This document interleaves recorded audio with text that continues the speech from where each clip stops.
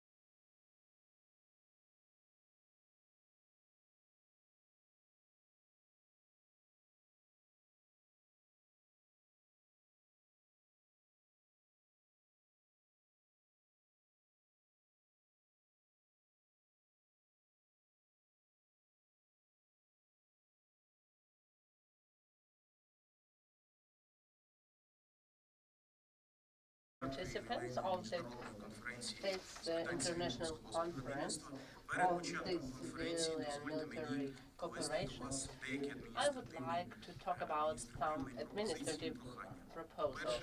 First of all, unfortunately, we are living in the pandemic situation. That's why I'm asking everyone to keep your masks on, also to use the antiseptics. I hope that everyone received them during the registration, and also keeping the social distance. While you are participating in the coffee breaks or during the lunch, you will have the distance kept.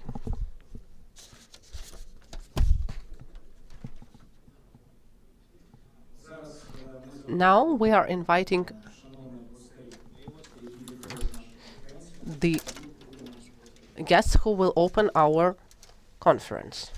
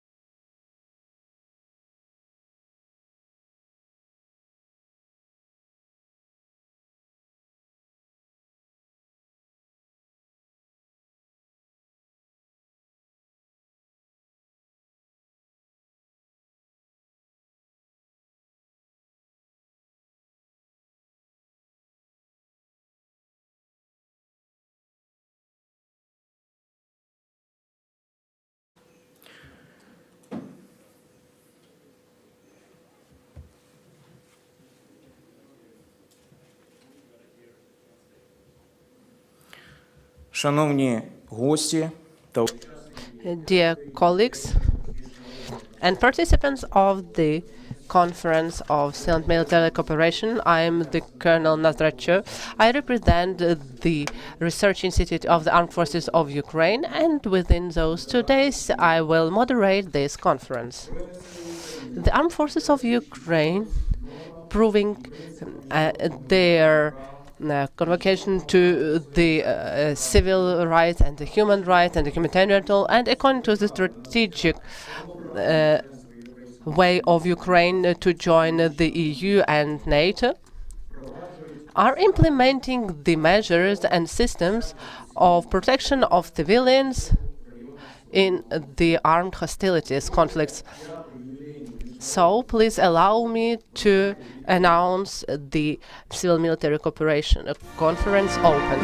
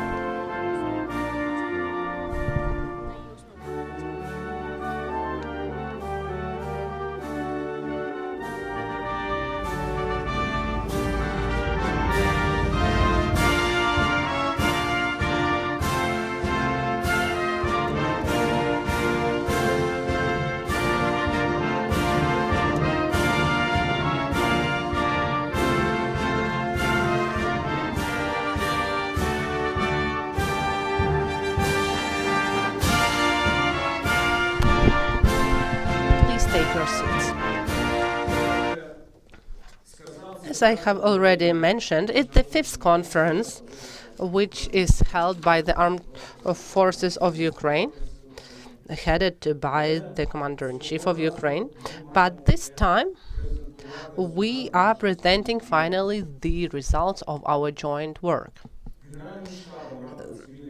The General Staff, together with the Civilian and Military Cooperation Center, have prepared the draft document till 2030, and the draft is now in the Cabinet of Ministers, and the signing of this document is planned to be signed by the President and by the decree of the President. Today, the conference has to become another step to institutionalize the system of protection of the civilians, especially in the armed hostilities zones. So please allow me to pass the floor to the Commander-in-Chief, the Colonel General Ruslan Khamchak. Good morning, dear ladies and gentlemen. For me, it's a great honor to open the 5th conference on civil-military cooperation to those renowned guests. I'm very happy that you joined this conference, both in person and online. The armed aggression of the Russian Federation and occupation of the Autonomous Republic of the Crimea and city of Sevastopol and parts of Donetsk and Lugansk regions makes the situation in Ukraine not stable, and also threaten the existence of the democratic institutions and the European future of our society. Now, the main values of our state, such as our citizens, their life and health, their honor and dignity, are under threat. So, facing those threats and challenges became the main aims of the strategy of the national security of the state.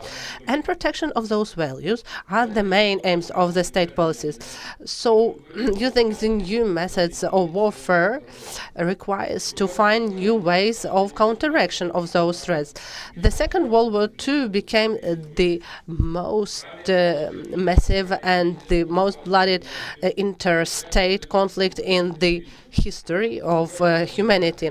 So the memory of those disasters of the global war made the winners to start the searching for the compromised decision. Thus, the UN was established as a key international organization which is looking to keep the peace and security in the world.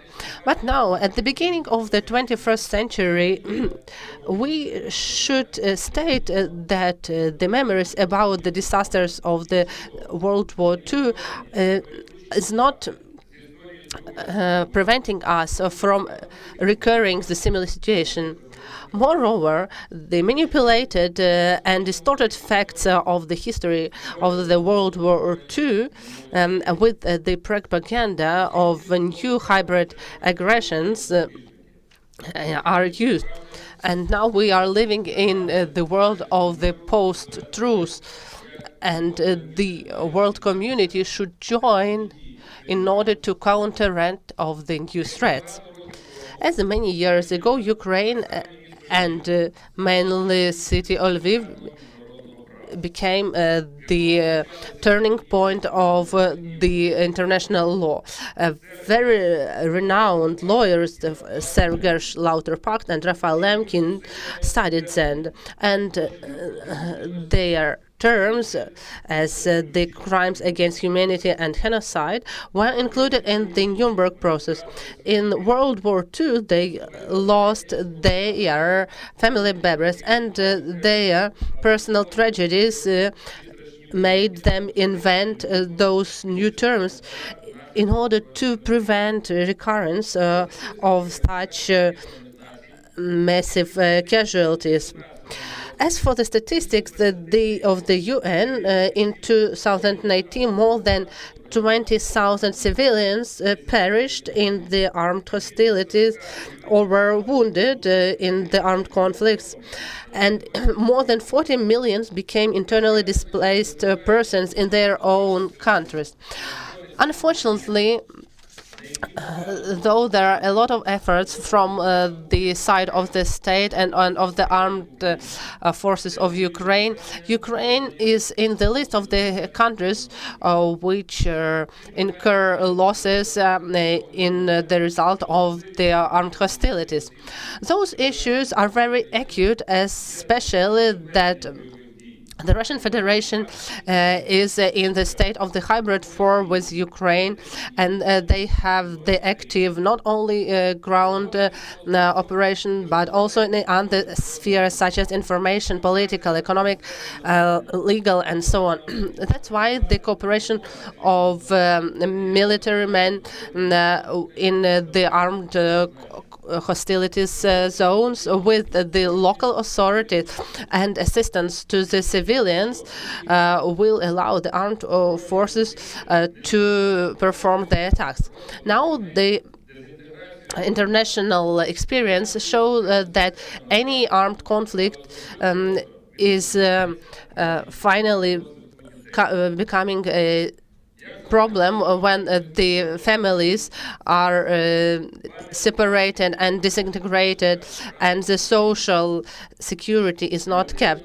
And as a very famous lawyer, Philip Sands said that the memory of crimes are making scars on the generations. The negative circumstances of the armed conflicts are very long, have very long impact, and they have also physical and psychological traumatization, and also the culture of hatred is increasing. And in order to mitigate the number of civilian casualties in the zones of armed conflicts, and also following the best practices of UN and NATO, the armed forces of Ukraine started a pilot project in Donetsk and Lugansk regions. This pilot project became the ground for the development of the national strategy of protection of civilians in armed conflicts till 2020. 2030. And as I have mentioned, this document is now submitted for approval to the Cabinet of Ministers of Ukraine. As a result of this strategy, the effective mechanism of implementation of protection of rights and freedoms of humans in the armed conflicts should be implemented. And as we are oriented to the norms and principles of the international humanitarian law and international law in the sphere of protection of human rights, and also we have the strategic course of joining and acquiring membership of the EU and NATO, Ukraine is implementing the practical measures of protection of civilians and development and improvement of the modern practices. We have done a lot of work, but still I see that we still have a lot of work to do. I would like to thank to our international partners, and I also would like to greet all the participants and guests of the International Conference of Civil-Military Cooperation, and to wish to all of us a very fruitful work and very fruitful outcomes.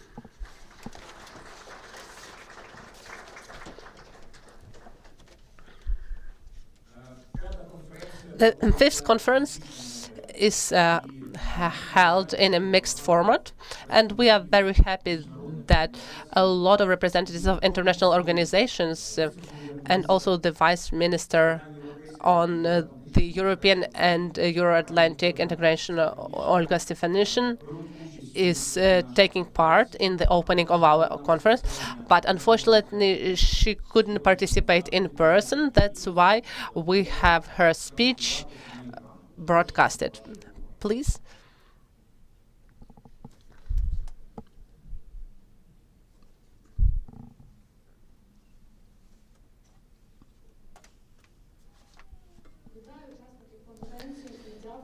I am greeting all the participants of the conference, and I am very thankful that we have the possibility to discuss all those aspects. Of course, the Ukraine's experience in countering hybrid threats and protecting civilians in armed conflicts is unique. The President of Ukraine adopted this strategy where the human life and health, honor and dignity are the main goals of this project. At the same time, we think that we have to adapt our legislation to the standards of NATO and also to implement the state conflict, and within the implementation of this strategy up to 2030. In the nearest future, the government will adopt this strategy, and then the National Defense and Security Council will also look into the strategy. We also have a number of strategies developed which are linked to the cooperation. And also, it's very important for Ukraine that we also invited also the experts to the development of this strategy. And when Ukraine was invited and was supported by the Secretary General of NATO. And now we are part of the drafting of the new strategy of NATO. And we are taking a lot of attention to the annual plan in bringing Ukraine closer to the standards of NATO. More than 70 of Ukrainian institutions are participating in this program on a regular basis. This annual plan of NATO is a important step to join NATO in future, and we will continue taking effective measures and finally to achieve the political decision of acquiring a candidate member status. I'm thankful to the General Staff of Ukraine and to the civil society, to the CIMIC, and civic for the organization of this conference, and that you are paying attention to those issues. These issues are very active now, and I hope that I will be very eager to join this dialogue in person.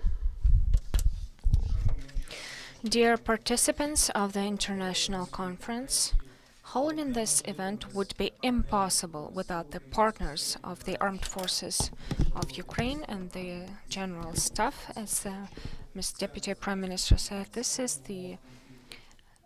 first of all, this is civic, this is the NATO representation and EU representation to Ukraine. Unfortunately, at the very last moment, we had changes in the plan. Mr. Vinnikov could not join us in person in this hall, so he also sent a video greeting, and he'll be here via online technologies. Please. Good morning. Thank you very much for giving the floor and for the greetings. I'm happy to be here with you online. If I may, I will speak in English and use the translation. Dear General Konchak, dear officers, colleagues, ladies and gentlemen, I would like to thank the organizers of this 5th Civil Military Cooperation Conference for the invitation. I'm very pleased to be taking part in addressing a key topic, which is the civilian dimension of modern warfare, and in particular, the protection of civilians in armed conflict. From NATO's perspective, the protection of civilians is a fundamental aspect of conflict mitigation and resolution. And at the headquarters in Brussels, this issue is championed by a dedicated office on human security, which is headed by Claire Hutchinson, who is also the NATO Secretary General's Special Representative for Women, Peace and Security. And I would like to take this opportunity to convey Claire Hutchinson's best wishes for today's event. It was at the Warsaw Summit in 2016 that the NATO heads of state and government endorsed NATO's policy for the protection of civilians. It was the result of a long-standing commitment of NATO and partner nations to the protection of civilians in the planning and conduct of operations and missions. It was also influenced by the development of a diverse body of policies and guidelines in areas such as children and armed conflict, women, peace and security, and conflict-related sexual and gender-based violence. Indeed, NATO and its operational partners have also learned important lessons from the effort to mitigate civilian casualties during the ISAF operation in Afghanistan. Allies and partner nations, therefore, have acknowledged the need to bring together such policies, guidelines, and lessons learned into one overarching policy that would address, in a more coherent way, the protection of civilians in NATO operations, missions, and other activities. This comprehensive policy for the protection of civilians aims to instill a coherent, consistent, and integrated approach to protection of civilians in such NATO activities.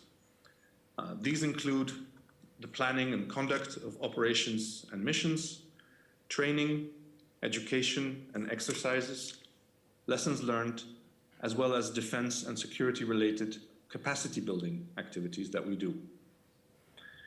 We believe that the protection of civilians is a cross-cutting concept, relevant to all that NATO does, be it defending its borders, projecting stability, or engaging in crisis management.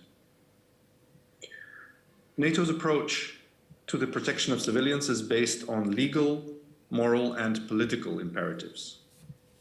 we recognize that all measures must be taken to avoid, minimize, and mitigate harm to civilians. When planning and implementing such measures, NATO considers groups more vulnerable to violence within a particular context.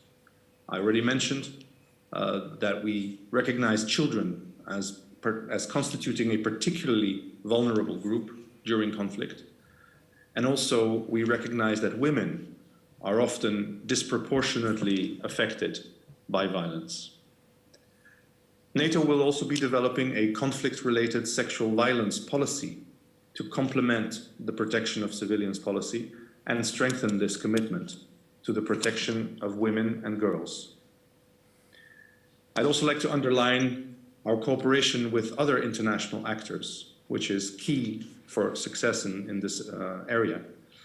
For example, NATO recently cooperated with our colleagues from the United Nations and FinCENT, the Finnish Defense Forces International Center, to develop a course on protection of civilians, which has since reached participants from dozens of countries. I would also like to acknowledge the efforts that Ukraine has undertaken for the protection of its civilian population during the conflict in the East, such as establishing the Directorate for Civil Military Cooperation in the Armed Forces of Ukraine back in 2014, as well as the creation of a civilian casualties mitigation team. These practical efforts have been complemented by the development of an overarching policy, Ukraine's strategy for the protection of civilians in armed conflict. And we certainly look forward to its adoption. We note that Ukraine has based itself on international best practices, including those reflected in NATO policy. And from the NATO side, we have also provided additional feedback and comments to the draft strategy that was shared with us. And we stand ready, as steadfast partners of Ukraine, to further cooperate and exchange ideas on this key policy. As was already mentioned today, the recently adopted national security strategy of Ukraine is also innovative in that it takes a human-centered approach to security, which is a very modern way of looking at this. And I think it once again underlines Ukraine's commitment, as mentioned by the Deputy Prime Minister and the Chief of the General Staff, Ukraine's commitment to Euro-Atlantic integration and the long-standing close partnership between NATO and Ukraine. So this concludes my brief remarks, and I would like to wish all participants a very fruitful discussion. Дуже дякую за увагу. Thank you for your attention. Thank you, Mr. Alexander. This was the head of the representation of NATO to Ukraine, Alexander Vinnikov. The armed forces never start the wars and never end them. Ending the war is always in the minds, hearts, and hands of the state, civilian authorities. Not only new armed forces were created in Ukraine, but also new capacities for the authorities of Ukraine. And simultaneously, we saw the development of the ministries responsible for restoring peace in Donetsk, Lugansk regions, first of all, in the Autonomous Republic of Crimea and the city of Sevastopol.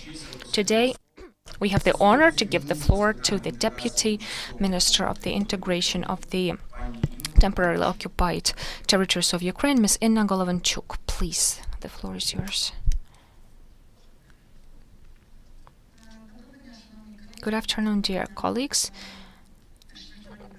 Good afternoon to our international partners. I am representative of the ministry that was created as a situational approach as a result of the aggression of Russia against Ukraine. It's a challenge not only for Ukraine, but the entire civilized world, the civilized Europe. Now, talking about the strategy of the state, the economic strategies for development, social strategies, we always have to answer the question, what are we doing? What shall we do with the temporarily occupied territories? Any development strategy begins and ends with this question specifically. I have no doubt that Ukrainian victory will happen eventually. We have nowhere to retreat because, for one simple reason, it's more than the territory, just the land. It's human capital. For me, maybe it's in many aspects, the most important part of the resource is the people. The policy of reintegration means that we have to reintegrate our population who were forced to stay at the temporarily occupied territories.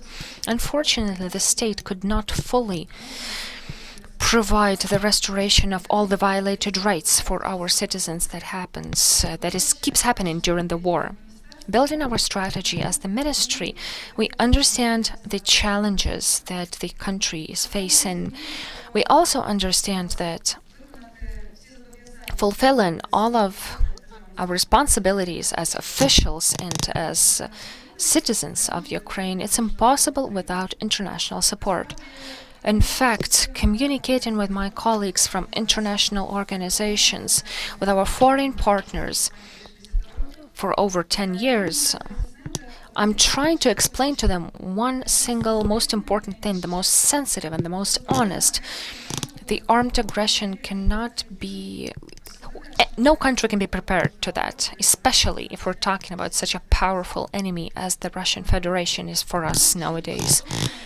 We understand clearly that any policy regarding our ministry about IDPs, about restoration of proprietorship rights for people who lost their belongings, their property, the premises of living, the residence, is possible only with the consolidation of forces, internally and with our international partners. One of the key directions we're working on at the ministry, we execute the policy and the policy of transitional justice, healthcare in the gray zone, access to education for children and youth who are at temporarily occupied territories, and our ministry as the key advocate in the government, with the support from our counterparts from our ministries, we're doing everything that's possible to not limit ourselves to just concepts and plans and of implementation. Our entire ministry has the great stance that we have to be about people and for the people. We remind each of our colleagues, and first of all to ourselves, that Ukraine is not just its physical territory, it's not the abstract geographical land lot. Ukraine is about the people, the community of people. I was born and raised in Donetsk, and all reintegration issues that I'm facing today is actually a personal issue for me as well. So I can honestly balance in a reasonable way between the realistic situation where people, Ukrainian citizens, are just hostages on Ukrainian territory, understanding the humanitarian needs, and also realizing the key challenges for Ukraine due to the armed aggression, military aggression, and there are no citizens who have not suffered losses because of Russian aggression. I'm talking about citizens who are paying taxes and funding with these taxes, not only just the development of the country, but we're also paying for the protection of Ukraine, for development of quality of life of people who are living at the contact line. I'm optimistic that these situations, what happens to Ukraine, is a powerful stimulus to move forward. Unfortunately, we're not the first country that faced the challenge of war, and we will definitely be victorious in all spheres that are now suffering, social, psychological, and so on. So I'm very grateful to all of my colleagues for this meeting, for this event. I wish we all develop not only the understanding but a vision of how we implement and correct all of our decisions of today. Thank you.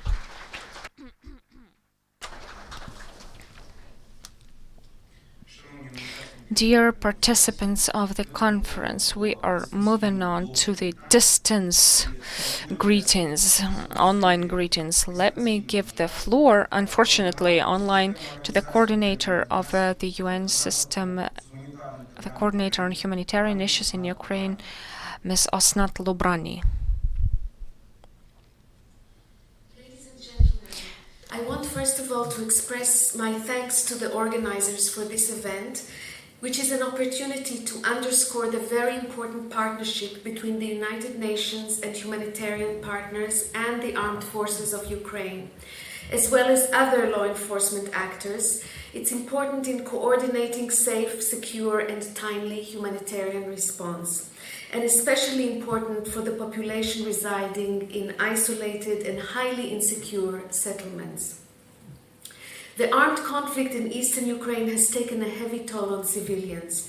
As of 30 September 2020, OHCHR has recorded at least 3,368 civilians killed and more than 7,000 injured on both sides of the contact line. Through 2020, we've seen gladly the lowest annual civilian casualty figures. The armed conflict in eastern Ukraine has taken a heavy toll on civilians. As of 30 September 2020, OHCHR has recorded at least 3,368 civilians killed and more than 7,000 injured on both sides of the contact line. However, during 2020, we've also seen the lowest civilian casualty figures, thanks in large part to the ceasefire arrangement that was established in July. The UN is committed to continue to strengthen its cooperation with authorities, development partners, and the civil society sector to mitigate the suffering of Ukrainian civilians by addressing the immediate as well as the long-term humanitarian need. In this regard, I wish to refer to the President's appeal to pursue a human-centric approach and wish to stress that the protection of civilians is a key obligation of the government, the central element of which is to save lives. Therefore, I encourage the Ministry of Defense, General Staff and Forced Operation to build up their civilian casualty mitigation work to aim at zero civilian casualties. We have seen positive initiatives such as the development of the strategy for the protection of civilians in armed conflict until 2030. I welcome the submission of this strategy to the Cabinet of Ministers and want to thank the many stakeholders, especially the armed forces of Ukraine, for their support in the implementation of initiatives regarding the protection of civilians. I hope that after the adoption of this strategy, UN agencies will have the opportunity to contribute to this respective action plan. Mutual support, coordination, and proper communication are key to success in bringing together military, civilian, and humanitarian actors together for an effective humanitarian response. The recent standing of the civilian casualty mitigation team within the Ukrainian armed forces is yet another very significant achievement towards the enhancement of protection of civilians. It is important that this commission operates with the requisite independence, resources, and funding.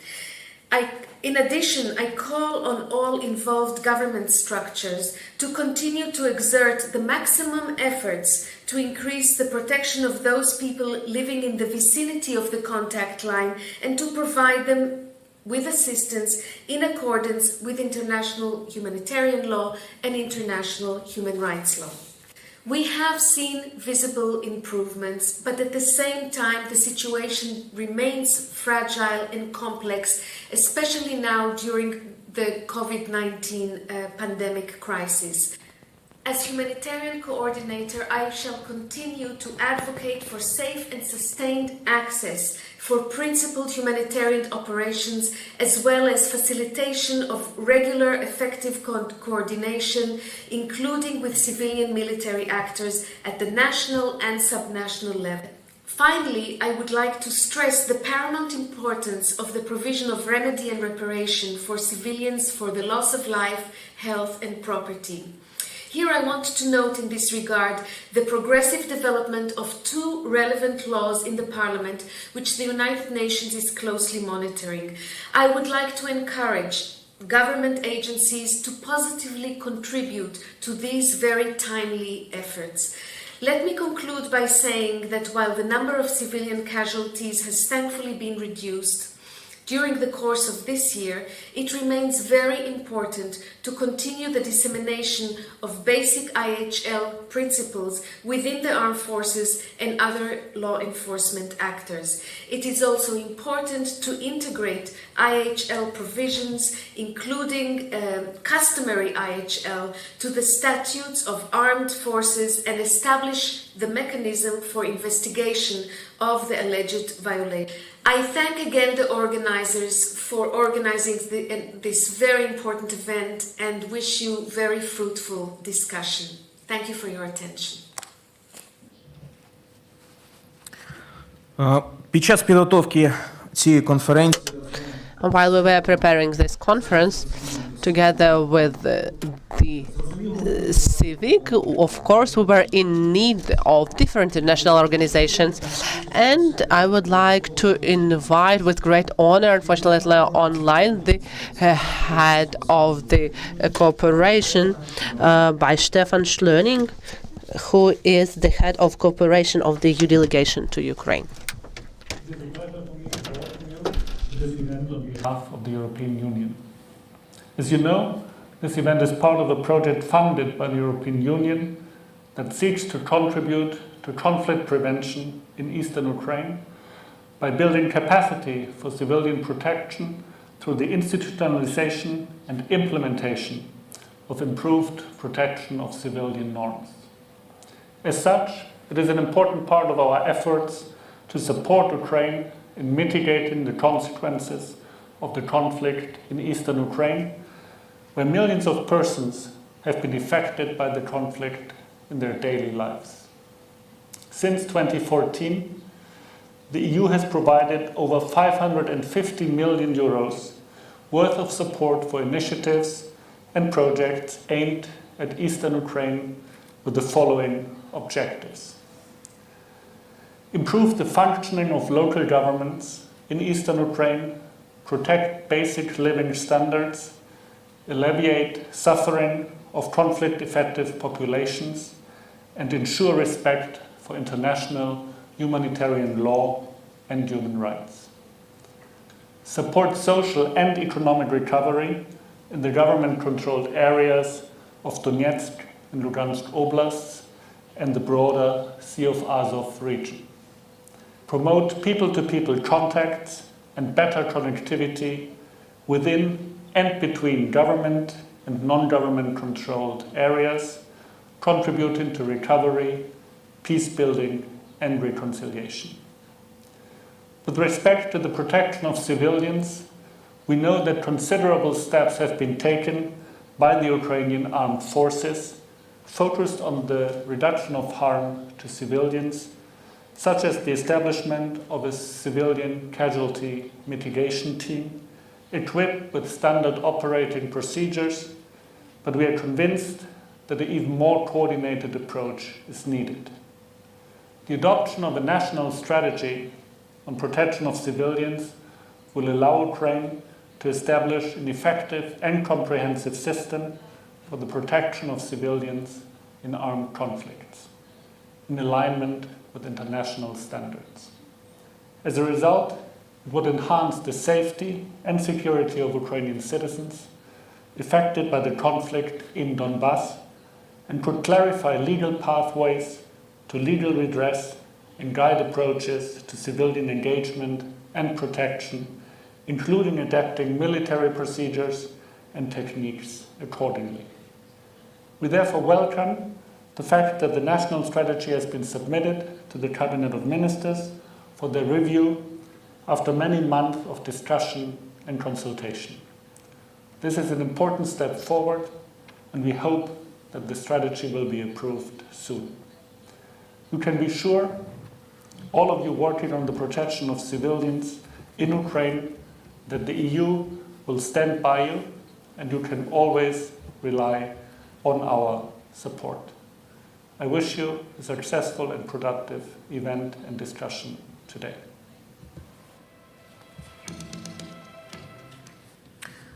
Дуже дякую за теплі слова.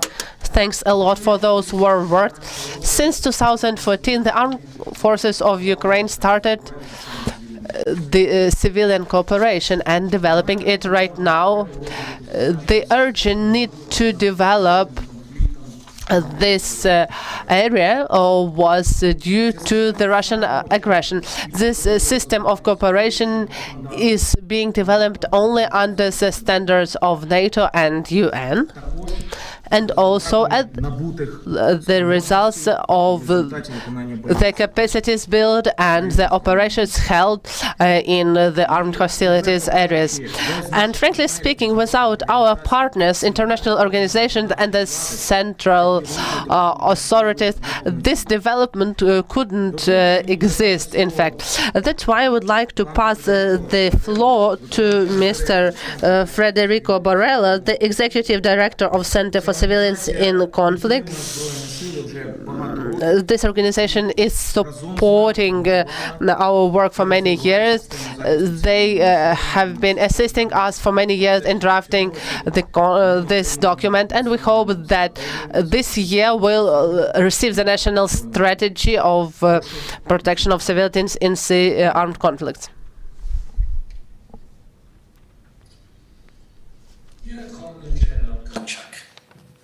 Dear representatives of the Ukrainian government and of the armed forces, excellencies and distinguished guests, dear friends, thank you for the opportunity to greet you at the 5th International Civil-Military Cooperation Conference. My name is Federico Borrello, and I'm the Executive Director of Center for Civilians in Conflict, CIVIC, which is co-hosting this event. I am truly sorry not to be there with you. That was my intention, to spend the entire 2 days there with you, but as you can imagine, with the current pandemic, it's been impossible for me to travel, and therefore I'm sending you this greeting message. CIVIC is honored to co-organize with CIMIC this annual event for the 3rd year in a row.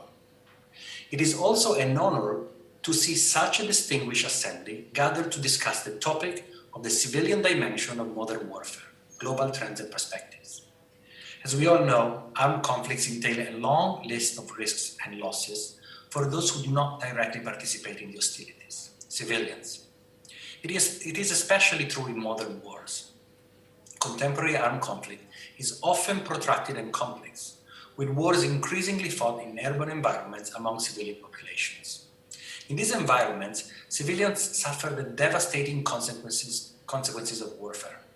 Recent international operations in Iraq and Syria highlight a trend away from large-scale ground interventions towards the deployment of remote air alternatives and an emphasis on working with, by, and through local and state partners. Equally concerning are patterns of civilian harm arising from continuous exposures of civilians to violence from extremist groups, but also ground security forces or community militias. Luckily, we have not seen recently high numbers of civilian casualties in the east of Ukraine. The truth, which came into effect on July 27, is mostly observed. However, as we can see from the recent example of Nagorno-Karabakh, even a long-lasting frozen conflict may erupt at any minute and lead to huge devastations and deaths of civilians. Although we hope for Ukraine and Ukrainians that the truce will hold and that the well-being of civilians in Donbass will be improved in the long term, the situation is unfortunately still fragile at this stage. Civilians still find themselves in an uncertain, heavily militarized, and somehow threatening environment. The Center for Civilians in Conflict is fully dedicated to developing innovative strategies and partnerships aimed at improving protection for civilians. Today, we are deployed in some of the most exposed areas in the world, close to the populations we serve, from Iraq to the Sahel, and from Nigeria to Afghanistan. In Europe and elsewhere, our approach includes working with governments and armed forces of countries such as the US, the UK, France, but also the EU and NATO, with international and intergovernmental forces structures such as UN peacekeeping forces to introduce best practices and develop policy documents to ensure better protection for civilians.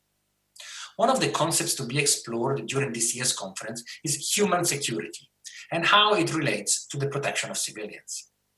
As warfare evolves over time, the international community looks for new ways of response.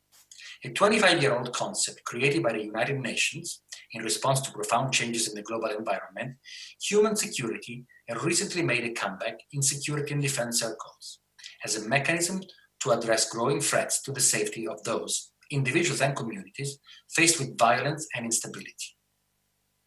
Through the adoption of human security approaches, governments and armed forces increase their capacity to understand the protection needs of a whole population, while taking into consideration specific needs of subgroups such as women, children, the elderly, and persons with disabilities.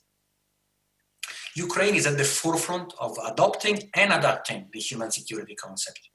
On September 14, 2020, the President of Ukraine approved the adoption of the National Security Strategy of Ukraine entitled Human Security, the Security of the Country, suggesting that the Ukraine government puts each and every citizen of the country at the center of its attention. This strategy requires the development and adoption of other policies on civilian protection in security and defense sectors. Therefore, CIVIC welcomes the development of the National Strategy on Protection of Civilians in Armed Conflicts by the Ministry of Defense and urges the Cabinet of Ministers of Ukraine to approve it as soon as possible for consequent signature by the President of Ukraine. By declaring protection of civilians in armed conflicts as a state priority, Ukraine will prove its intention to move towards adopting European values and rules, and will become one of the first countries which enforces strategic documents on protection of civilians, following the example of Great Britain, Switzerland, USA, or Australia. Ukraine will also demonstrate the seriousness of its intention to follow the direction shown by NATO, as the heads of state of the alliance have adopted such a policy at their 2016 summit. Today, it's important to demonstrate to the citizens of Ukraine on both sides of the contact line that people and their safety are considered to be the highest value by the state.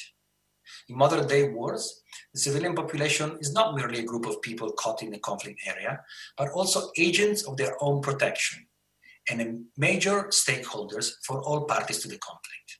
They are at the center.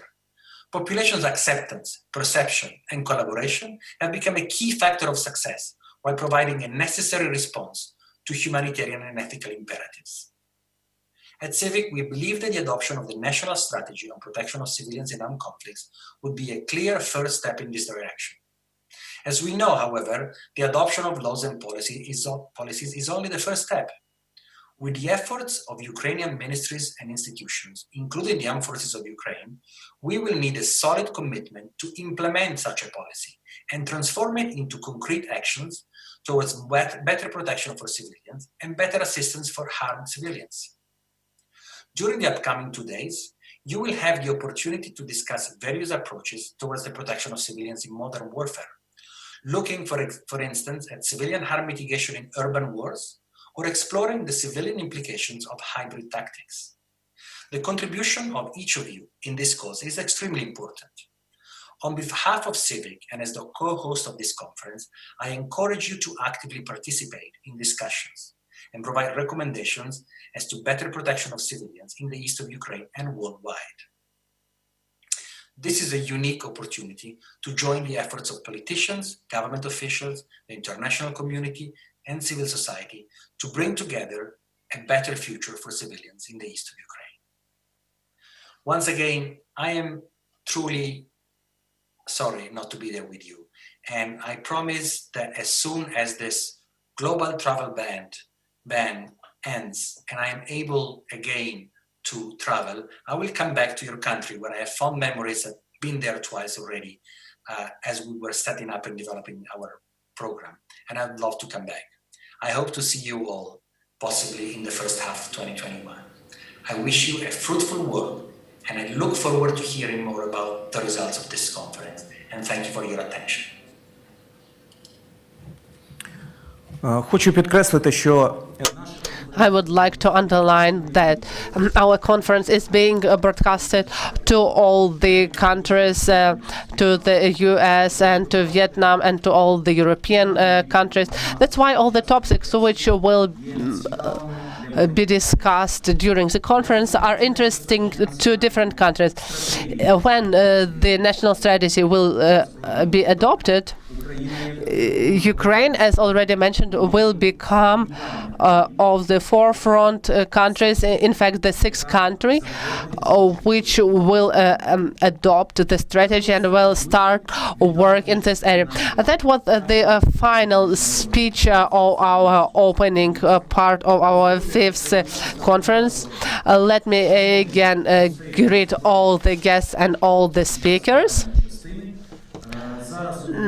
Now we have a short break, and I'm inviting the speakers of the first panel discussion to be back.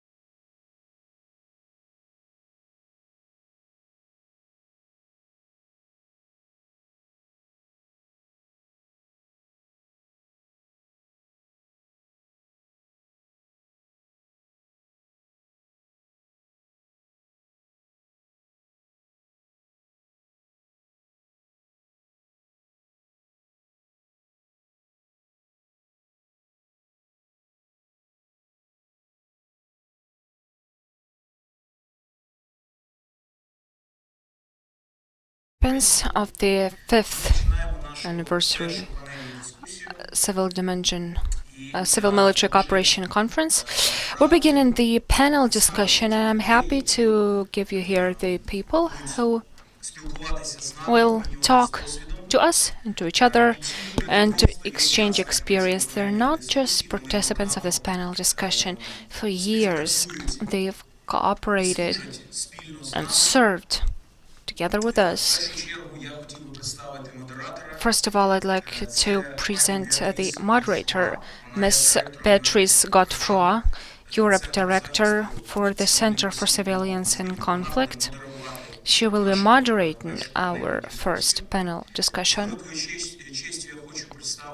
It's a big honor for me to present Lieutenant General Sergei Nai, who is the first head of the Unified Armed Forces and who is now head of the Unified Armed Forces for Ukraine and partners. Our old friend, Mr. Andrei Buzarov, who's not only the brain, but also the representative of the Parliament of the Ukraine, who will be the political and social issues expert, who will be here in our with us. Also, Colonel Bernard Hudson, advisor to the Ministry of Ukraine, Bernard Hudson, and co-head of the Multinational Coordination Committee on Military Cooperation and Defense Reforms in Ukraine. Another representative of the Center for Civilians in Conflict, Sahar Mohamed Dali, head for Middle East, Northern Africa and Asia, and Richard Grames, from representative of NATO Commandments on Transformation, coordinator of transformation of NATO with the International Red Cross Committee and the NGOs, head of Human Security Issues Committee. Please, all participants of the panel discussions, please take your places on stage. And Beatrice. Thank you very much. I'm very honored to be moderating this panel and with this very distinguished participations of panelists. We have heard this morning how the civilian population in modern conflicts are being at the center of the equation. They are a target, they are victims from first, secondary, third order effects. They are also agents of their own protection. So as today we're going to be exploring in this panel how human security is central to military operations. I'm very grateful for all the panelists who are going to be exploring this theme. We will have the chance to discuss protection of civilians in military operations, to zoom on specific themes such as urban warfare, which is one of the trends in evolution of conflictuality. And explore as well several components of human security in military operations, including gender. So without further ado, I leave the floor to Lieutenant General Sergei Nayev. Thank you, sir.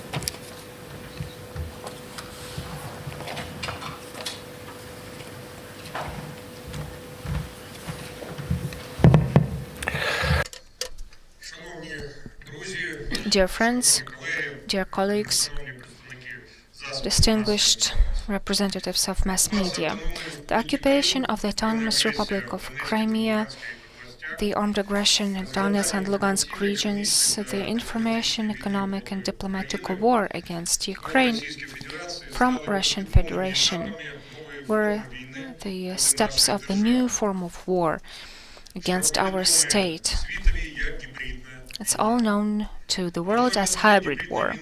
The main purpose of the hybrid war is not even the occupation of Ukraine's territory, but rather full control over political, economic, and social environment of the country from the authoritarian regime of the Russian Federation. The main methods of implementing Russian plans were anti-Ukrainian propaganda, discrediting the democratic authorities of Ukraine and the defense of Ukraine, negating the identity of Ukraine, its history, and its fight for its independence. The object of aggression was the Ukrainian people, its dignity, welfare, health, and life.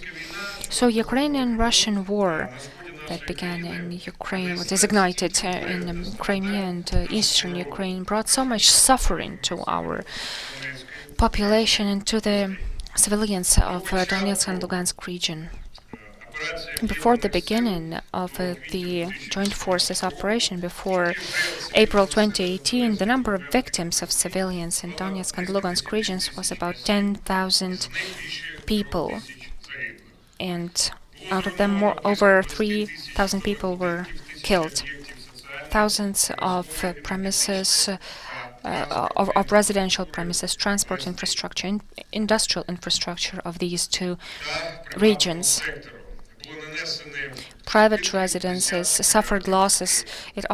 We all suffered tens of billions of hryvnias, tens of millions of hryvnias of losses. Also, another effect is contamination with mines, with self-made explosives and arms. Ukraine became, within these years, one of the most contaminated countries of the world with mines and explosives. The areas of such contaminations is about 7,000 square kilometers on the controlled territory and about twice as much on the occupied territories of Donetsk and Lugansk regions, which is taken by the Russian occupation forces. Starting from 2014, Ukrainian authorities and international organizations launched the restoration process for Donbass. So one of the tasks of the joint forces was protection of rights, interests, and freedoms of the population.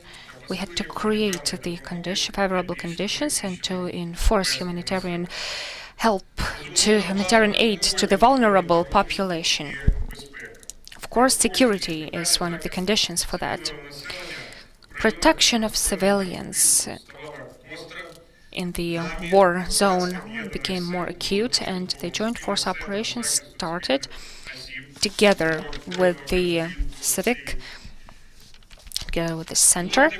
We've launched a pilot project organizing and gathering and working on the data about the injured and losses and deaths among civilians. The coordination of events on demining territories, restoring the infrastructure, and giving humanitarian aid became part of the of everyday activity of the joint forces civil-military cooperation that was active in Donetsk and Lugansk regions. As a result of our joint work on demining on the territory of these two regions, we cleared 35,000 hectares of territory and withdrew about 450,000 mines and explosives. We've trained anti-mines and anti-explosive classes at over 200 authority bodies and education facilities. During joint force operations, we've restored 1,705 residential premises, 1,745 kilometers of roads, and over 300 settlements. We've restored water, gas, and heat line pipes. The civic and gave aid to the vulnerable populations on the territories of Donetsk and Lugansk regions in about 130 settlements. Starting from 2019, the joint forces organized work of the mobile military medical brigades, granting medical aid to the people living on the contact line settlements. Throughout 2019-2020, medical aid to over 1,000 people was given on the contact line. In order to enforce the humanitarian efforts headed by the chief commander, starting from May 2018, we've launched a strategic initiative, Help East. The amount of help, aid, and assistance within this initiative led by the military personnel. The population and the medical facilities received help of over 19 million hryvnias, 70 tons of specialized medical equipment, up to 33 medical facilities on the contact line in Donetsk and Lugansk regions. And these are only the medical sphere, the healthcare. This is just it. There is more. The achievements of our cooperation is the consistent decrease of losses and killings and deaths among civilians. Starting from 2020, the decrease was manifold. There are cases of explosions of mines, but there are different reasons for losses like that.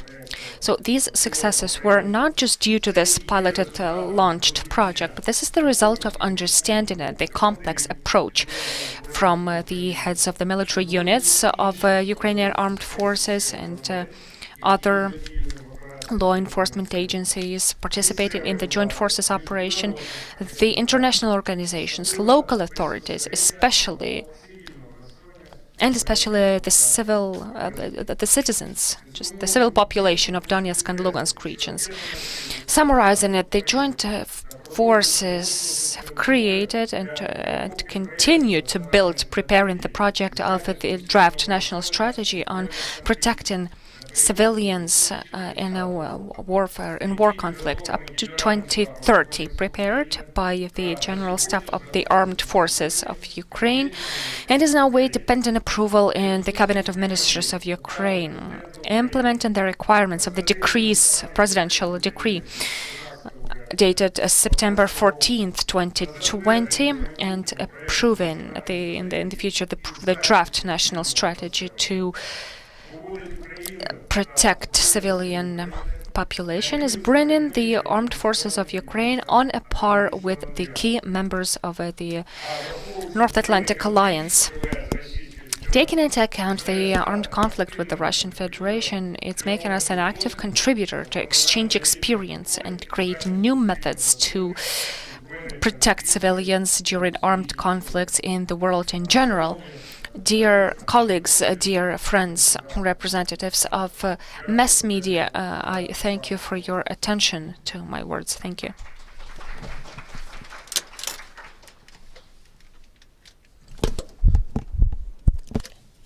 Уже? It's actually how important your leadership has been in supporting the agenda of the protection of civilians in Ukraine. The creation of the Civilian Casualty Tracking Provisional Group in late 2018 was a very significant step, one step that has not been done by many states, and I really would like to commend General Nayev for his leadership and for being a pioneer in this area, and looking forward to creating a sustainable structure in the future. I'm very glad now to introduce Andrei Buzarov and leave the floor to you, if you may be introduced, and leave the floor to you. So we will keep the contribution of each panelist to about 9 to 10 minutes, and then we will have time for a round of questions with the audience. Thank you.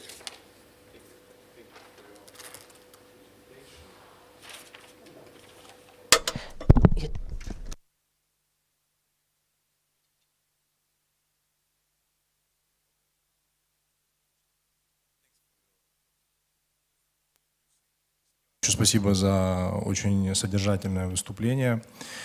Я думаю, что I think that the representatives of the civil society and the representatives of the international organizations can see the efforts of the general staff and of the CIMIC to improve the situation in the Donbas region.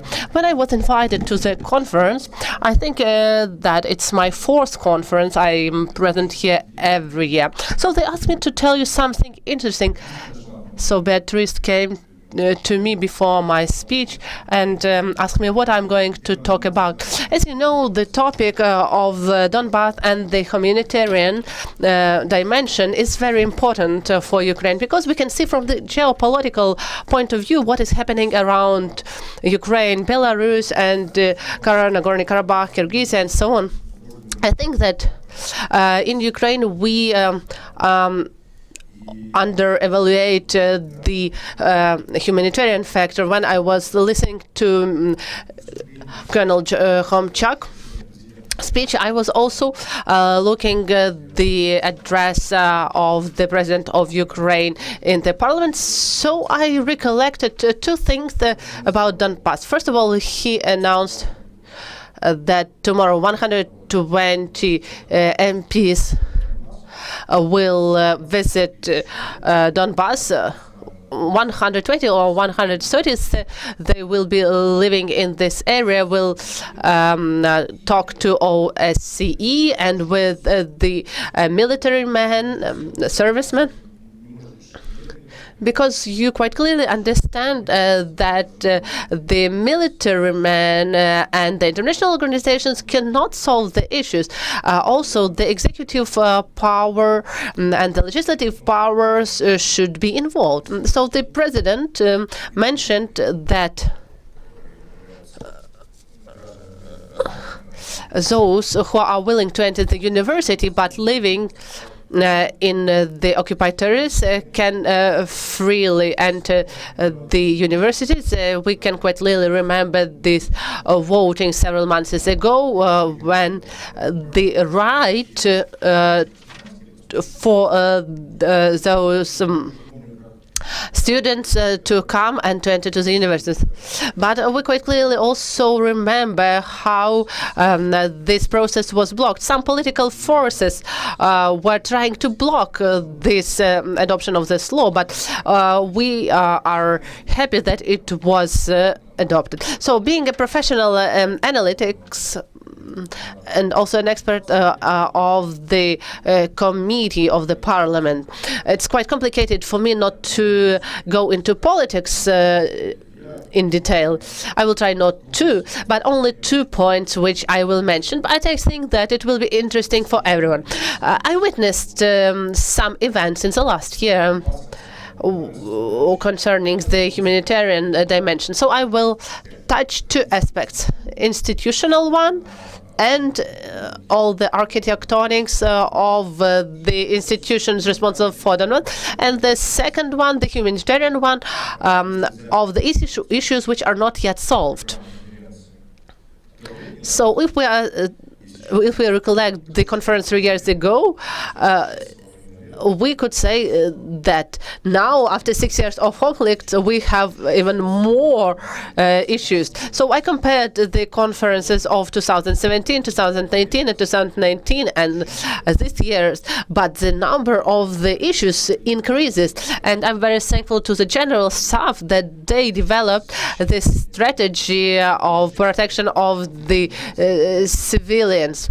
But of course, we understand that the government will adopt and then implement. So the issue is quite disputable. So when we speak about the institutional aspect, the unique feature of this conference is not only that we are holding it in the pandemic situation, but in the first conference is conducted in a new political reality. As it was rightly mentioned by the Colonel General Khomchak, it's one of the priorities for the president to improve the situation in Donbass region, and everyone can see it clearly. I quite clearly remember the presidential elections last year when the citizens of Donbass, of the territories which were not occupied, so 87% voted for the president, for the current president, and in Lugansk almost 89%. So they voted for the changes according to the strategy of the economic development of these regions. 2 million people live there, and the internally displaced persons from these regions is 530. So the number increased. People in Donetsk and Lugansk regions were voting for improvements, for changes, and these changes should be linked with humanitarian area. Unfortunately, not everyone understands this. When I was a media consultant for the presidential election, I was collaborating with all the NGOs who were dealing with the parliamentary elections. So everyone was striving to change the humanitarian situation for the better. Unfortunately, after the parliamentary elections, they were held in summer last year. In the cabinet of ministers, we had some changes. For me, as for the representative of the civil society, made me think about some approaches. I can speak about some aspects in a more critical way, but I think it's very important for the future to eradicate those mistakes. So in September, the Minister of Veterans and of the Minister of Occupied Territories were joined. And I cannot find a person who took this decision, because this merging of those ministries blocked in many ways the increasing or improving of the humanitarian situation. So the new team started looking into the matter of Donbas. So as soon as the Oksana Kolodai team, which I criticized in fact, had nice advisors from Lugansk who were also Alexander Kalinin and Ruslan Tsanika. So the team of Oksana Kolodai were quite balanced, but then we had the change of the government.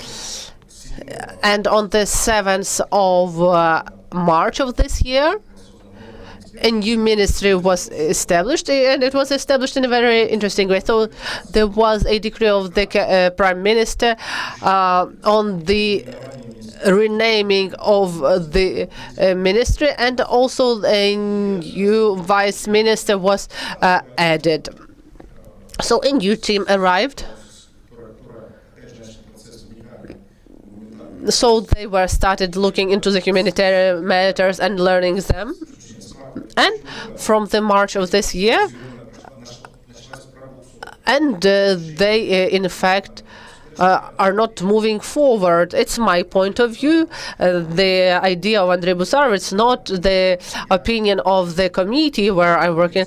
My mother living in Donetsk and in the village Persomas, and my cousin is living in Slaviansk. I know quite well the situation which is happening both on the occupied and unoccupied territories of Donbas region.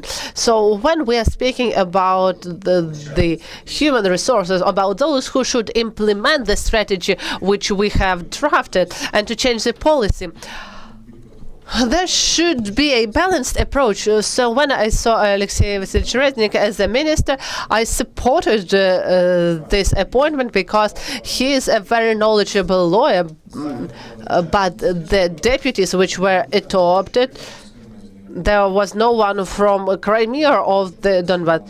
In Glovanchuk was appointed only on the 6th of May 2020, after 2 months of fighting to have a person from Donbas region in this ministry. So if the basketball players from NBA to construct a football stadium in Brazil. It shouldn't be right. So I'm paying attention to this HR issue. Only together from different regions and international partners can improve the humanitarian aspects. I cannot see any other way. That's why the HR policy should be in the priority when we are speaking about the willing to change the situation. So, what about the humanitarian institutional issue? In fact, before the reintegration ministry was established, when we were speaking about the humanitarian aspects, there were 6 or 7 institutions which were dealing with Donbass. That's the presidential office, the committee from the parliament, where I am working as an advisor. It was established under the new political power. It's the main committee, then the National Security and Defense Council, then the military, the ministry which existed, and the local authorities, governors and heads of the administrations and so on. I know the governor of the Donbass region, Pavel, is from this region, so he knows the situation, and he is willing to improve the situation. That's why I'm speaking openly that we should think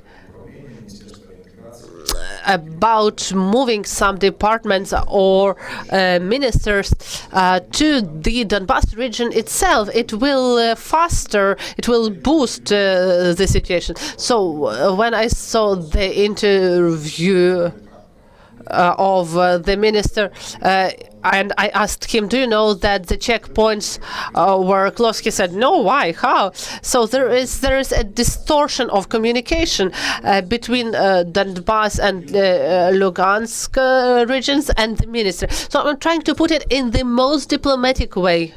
I'm trying not to use the Donetsk slang words to describe some drawbacks of the ministerial work.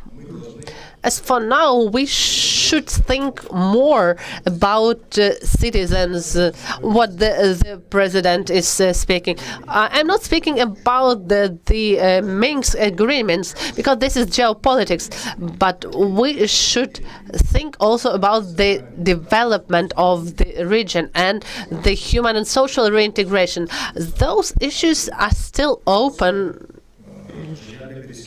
So the living conditions, accommodation for the IDPs, no buildings as any square meters were built for moving them. Yeah, there is a TV channel, Dom, and no one is looking at as much as the Russian TV channel. So the volume of the tasks is huge. The humanitarian issues will be as much as acute as we see it around Ukraine. Zarov, and you're very right actually to emphasize the fact that the amplitude of the task is very large, and also thanks for shedding light on the institutional hurdles, but also the institutional changes which are necessary to improve the humanitarian assistance and the protection of civilians in Donbass. We will now leave the floor to Lieutenant Colonel Bernard Hudson, who is joining us remotely. We've been exploring already the situation of the protection of civilians in Donbass from different perspectives, from the role of the military, the role indeed of the institutions at the central and local level. Lieutenant Colonel Hudson is going to zoom on another dimension, which is how through security force assistance, and especially through the work done with the military police, very important issues in terms of the protection of civilians can be addressed. So Bernard, the floor is yours.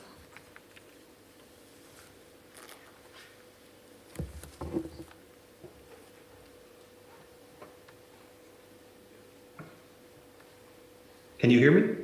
Yes, we can hear you. Yeah.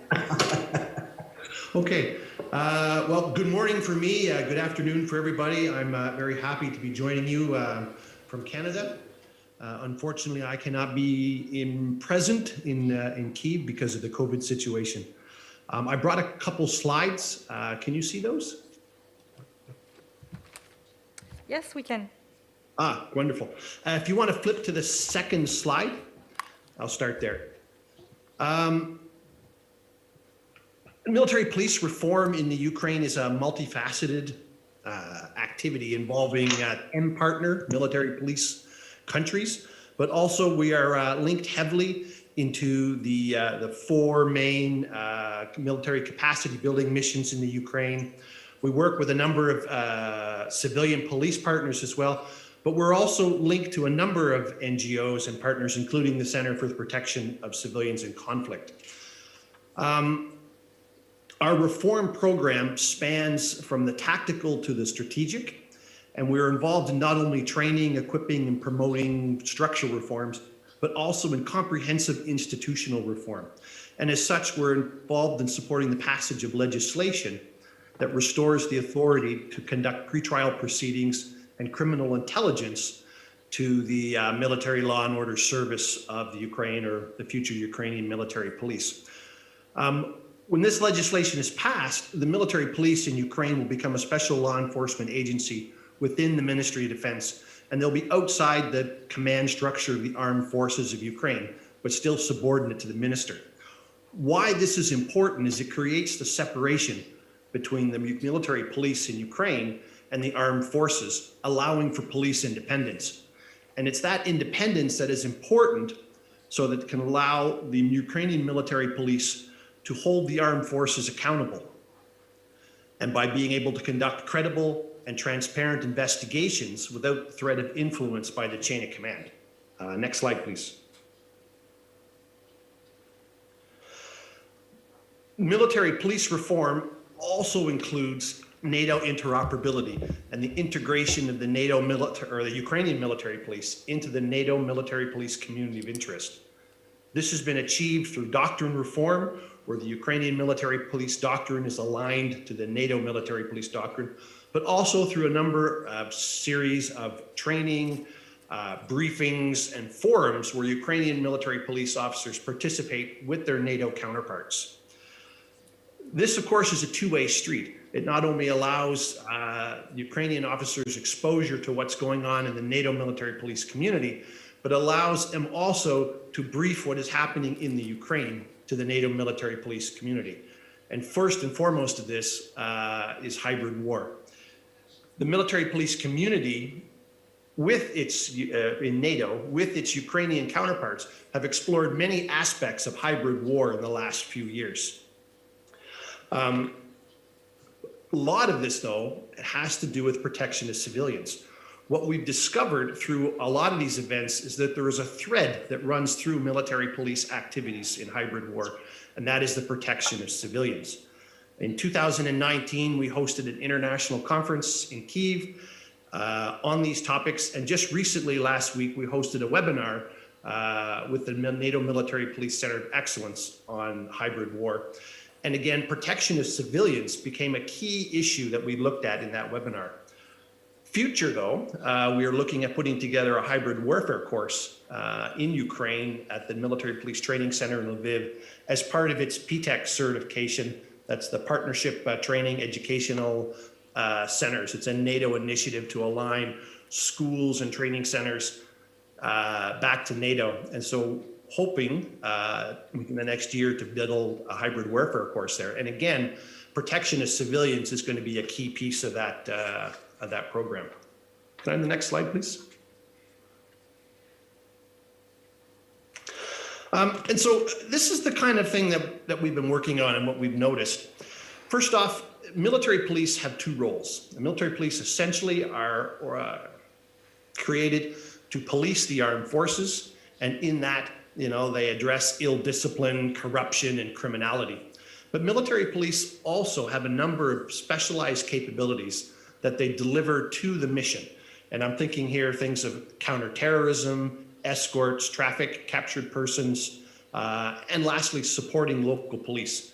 And you can see how both of these missions that military police have support the protection of civilians. In the first case, military police that are actually doing their law enforcement function within the armed forces protect the civilians from abuses from those armed forces. They protect civilians from collateral damage and those kind of issues. Because if you can hold your armed forces accountable, you can build their trust, their reputation, improve their trustworthiness to the point where the civilian population actually has trust in their own armed forces. Key to do that, of course, are military police investigations and the ability to hold that armed force accountable. In the second case, with respect to police capabilities, the military police provide a host of specialized activities, as I said, things like counterterrorism, close protection, taking care of prisoners of war and captured persons. But importantly, military police, and what we've discovered, and this is in the last 20 years, become heavily involved in working with the local police. In all of these conflict areas, local police are weakened, or local police are not able to enter the full conflict area, and the military police tend to fill that vacuum. What's important to see from the perspective of the public is, 2 or 3 armed individuals riding in a police car with blue lights on top, carrying handcuffs and batons, are police. From the perspective of the local population, it doesn't really matter whether they are civilian police or military police. When they need assistance, when they need aid, when a crime has been committed, they're looking for help. And the military police quite often have stepped into that vacuum. And we've seen this not only in Iraq, but in Afghanistan. We see this in Ukraine. It happens all the time. Recognizing, though, that this is an actual fact, NATO has created what's called the stability policing concept. And this is largely led by the Italian Carabinieri within the military police community. And it's a doctrine, it's a concept whereby specialized police organizations within NATO, those being gendarmes and military police, are actually specifically tasked to support, or in some cases, to replace local police when they're ineffective. Can I have the next slide, please? I'm going to shift gears just a little bit because I was asked to talk a little bit about what's going on in Canada. And we all know that Canada has been a leader in the last few years in many aspects of human security. Canada has taken a lead in anti-landmine and banning landmines.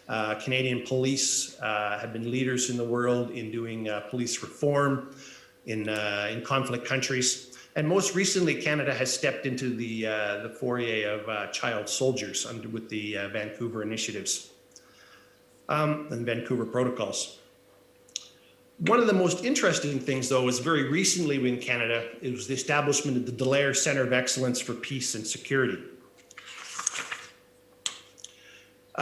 This Centre of Excellence is an institution within the Canadian Forces, which serves as a focal point for human security issues. The organization has largely, in the last year since it's been founded, been focused on issues relating to child soldiers and the Vancouver principles.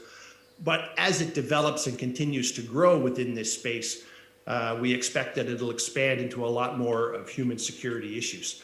The main role of the organization, of course, is to support the Canadian Forces. It works inside the armed forces, but it is to provide that focal point, that professional head for those issues.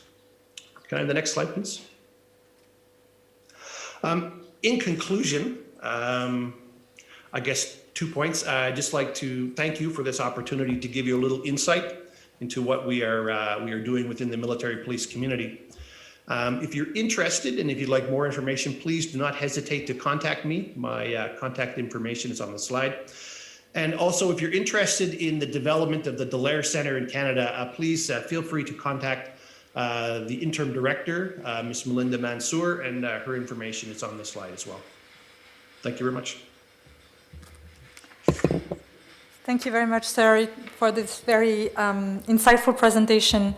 And thank you also for indeed sharing a little bit of the experience of Canada on human security. Human security looks like a large concept, protection of civilians as well. And it's really interesting to see, and also from your presentation, how the protection of civilians and human security are two concepts that relate to one another. The idea, I guess, for both is that in war situations, the civilian population is again at the center of the equation, and addressing the vulnerabilities of the civilian population as a whole is what the protection of civilians does. It's the approach. The human security perspective helps us zoom on specific aspects, specific vulnerabilities on some subgroup of populations, including women, boys and girls, including disabled people, and others. So these two approaches come very much in complementarity to one another. We'll now zoom on another aspect of modern warfare, which is urban warfare, or war being fought in urban environments. So I'm very pleased to have to now leave the floor to my colleague Sahar Mohamed Ali. She's the MENA director and Southeast Asia director for CIVIC, and she's very much an expert in terms of how civilian harm mitigation, how to look at civilian harm mitigation in this type of context. Sahar, the floor is yours.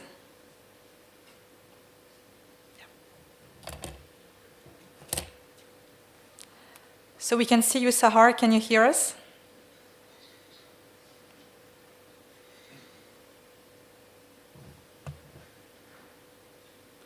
Sahar, we can see you. I don't think you can hear us.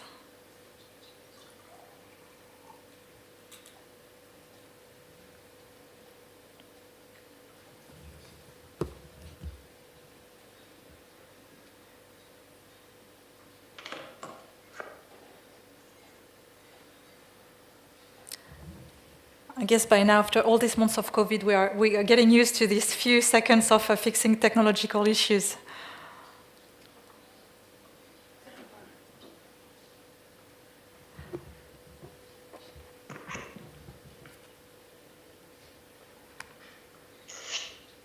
Sahar, can you hear us? I can hear you now. Sorry, Ah, I couldn't perfect. hear earlier. I don't know what happened to the sound, but you can hear me? Yes, we can hear you. We can see you. Okay. And the floor is yours. Beatrice, you can hear me? Yeah? Okay. Well, good morning from New York City, and good afternoon to all of you. Sorry, I could not be there in person, but it was really interesting to hear the other panelists and their remarks. I'm going to talk from my experience, having spent, the last, I would say, 18 years in various armed conflict situations from Afghanistan, Iraq, Syria, Yemen, and just having, spoken at length to civilians, but also Western militaries, coalitions, non-Western host nation forces, as well as armed non-state actors about, some of the challenges and complexities of fighting in urban areas and what can be done better to protect civilians. And Beatrice had asked me to talk a little bit about some of the challenges that I have seen and also examine one of the recent conflicts in Iraq, and then also offer some recommendations about when we think about fighting in urban areas in other contexts. As we know, modern conflicts are complex, they're dynamic, they're fragmented, and when they occur in urbanized areas, the risk to civilians and civilian objects grows exponentially. And separating military targets from the civilian population is hard in any environment, but in urban environments usually favor the defender, even if the attacking force is technologically and materially superior.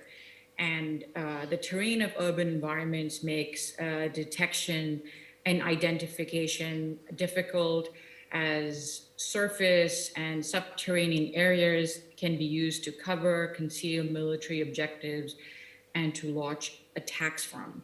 The density of the population, the presence of civilians, if it's an asymmetric nature of warfare, distinction is a huge challenge.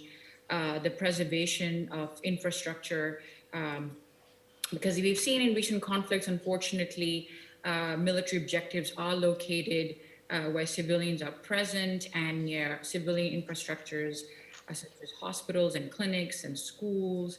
It just heightens the challenges in fighting in these areas.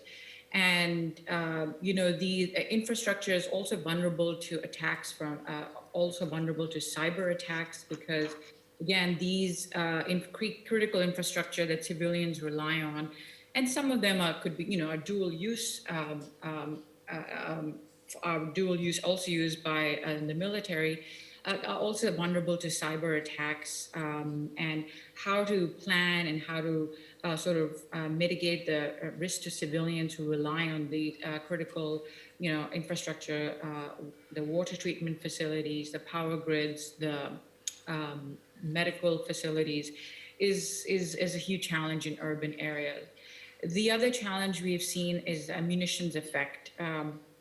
A lot of munitions that are wide area effect weapons that are designed for open areas, such as artillery and heavy explosive mortars, the effect and the impact on civilians and infrastructure is much worse when they're used in urban areas. We also know in urban areas there are line of sight obstructions. There are challenges in targeting and communications because of buildings and GPS coordination or visibility of what's inside a building or in a basement is very difficult. There are challenges with location errors, poor situational awareness because of buildings, because civilians may be hiding in basements, as we've also seen in, we saw that in Iraq and in Syria, but we're seeing this now, civilians hiding in basements in Nagorno-Karabakh. There are also challenges with displacement. How do you move populations out safely and provide humanitarian aid to them? And I think some of my co-panelists earlier were mentioning, the challenges of providing aid and providing safe shelter for the displaced persons. Screening, sometimes combatants can hide with civilians to leave an area. And how do you effectively screen people?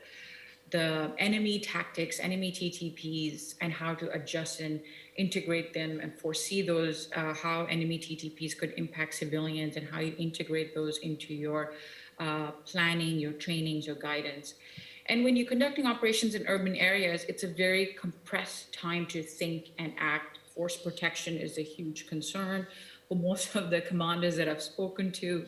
And then urban areas present just a unique set of challenges in terms of the capabilities of the forces, how they're trained to different kinds of conflicts in urban areas, and the resources that are available to the particular unit.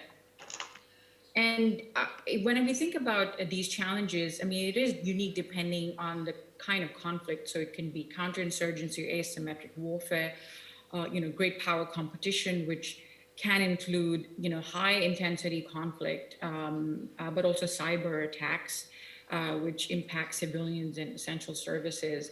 Other kinds of urban area conflicts can be coming from an outbreak of diseases or pandemics, or due to the climate crisis, and how forces have to adjust and assist civilians and protect them in these kind of different areas. It's just important to think about the different situations and then plan appropriately.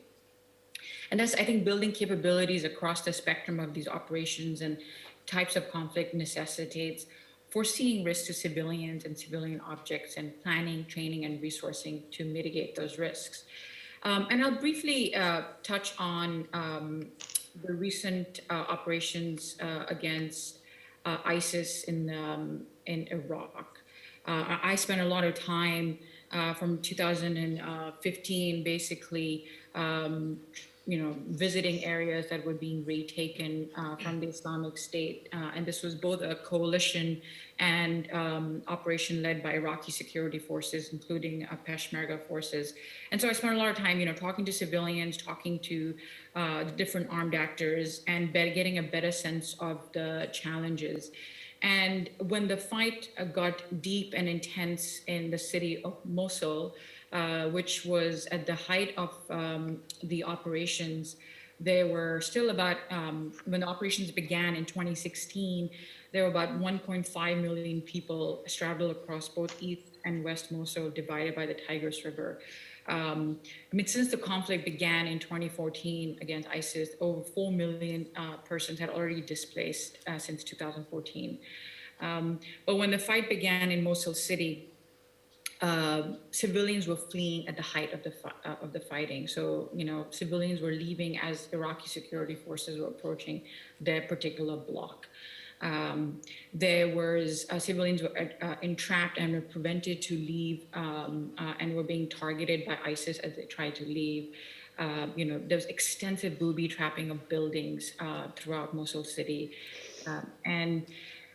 So the Iraqi government and the coalition, and again, credit goes to the Iraqi government, they did put in, again, from the highest civilian leadership, put in protection of civilians as part of the concept of operations. And they also had religious leaders echoing the need to protect civilians during operations.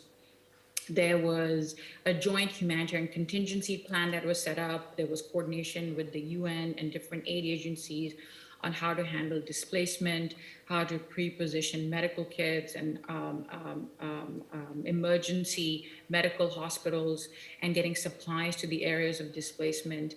There was, coalition forward observers were advising and assisting Iraqi forces for positive identification. There were also good approaches taken to verify civilian presence through coalition ISRs, but also civilians themselves as they moved from the area of fighting and crossed into Iraqi controlled areas. Civilians were also sharing information to Iraqi forces on where ISIS fighters were present. The Iraqi security forces at different times took pauses during operations because of there was intensity of the fighting and there was huge issue of civilian casualties and concerns. Or they also had enacted tactical patience because they were concerned that there were snipers on top of a building, but civilians were present in buildings. So they waited till the snipers left before they waited till civilians left before engaging the military targets. They also explored the different tactical alternatives. For example, V-beds, vehicle-borne IEDs was a huge concern, both for Iraqi security forces, but also for civilians. So they were, through the coalition, they were doing airstrikes, pinpointing at intersections to block V-beds from coming in towards Iraqi security forces and where civilians were present. Iraqi soldiers that I spoke to, were talking about using smaller munitions and hand grenades and their rifles rather than using heavy explosive weapons. There was also guidance as the fight got complicated, much harder. There was also guidance given to avoid using heavy weapons. But these are some of the good practices that we saw, but there were also huge challenges. I think there was huge challenges implementing all the guidance for all of the various forces that were fighting on the ground. There were no common rules of engagement. There was lack of integrated scenario-based trainings to fight in complex urban environments. There were multiple forces who had different levels of trainings, and not all from the coalition. And a lot of soldiers that I spoke to were not trained to fight in urban areas. There was no common operating imagery platforms that the coalition and the host nation forces were using. And while a lot of precision munitions were used, I think there's just what we call a precision paradox, because not just because you use precision guided munitions doesn't mean there's not going to be destruction. Parts of the city were completely flattened despite using PGMs. And again, the munitions choices and the impact very much depends on how much information you know about these building structures and whether the weapons can be fused appropriately so they can have the impact on the military objective, but also not completely blow up the entire building, because civilians were present in most of these buildings. They didn't leave. And ISIS had booby-trapped a lot of buildings. Another gap that we saw was a lack of assessments of civilian harm, and the host nation forces were not trained by the coalition to conduct assessments of civilian harm so that they could integrate mistakes and also enemy type TTPs to as they move forward to do a better job to minimize impact on civilians.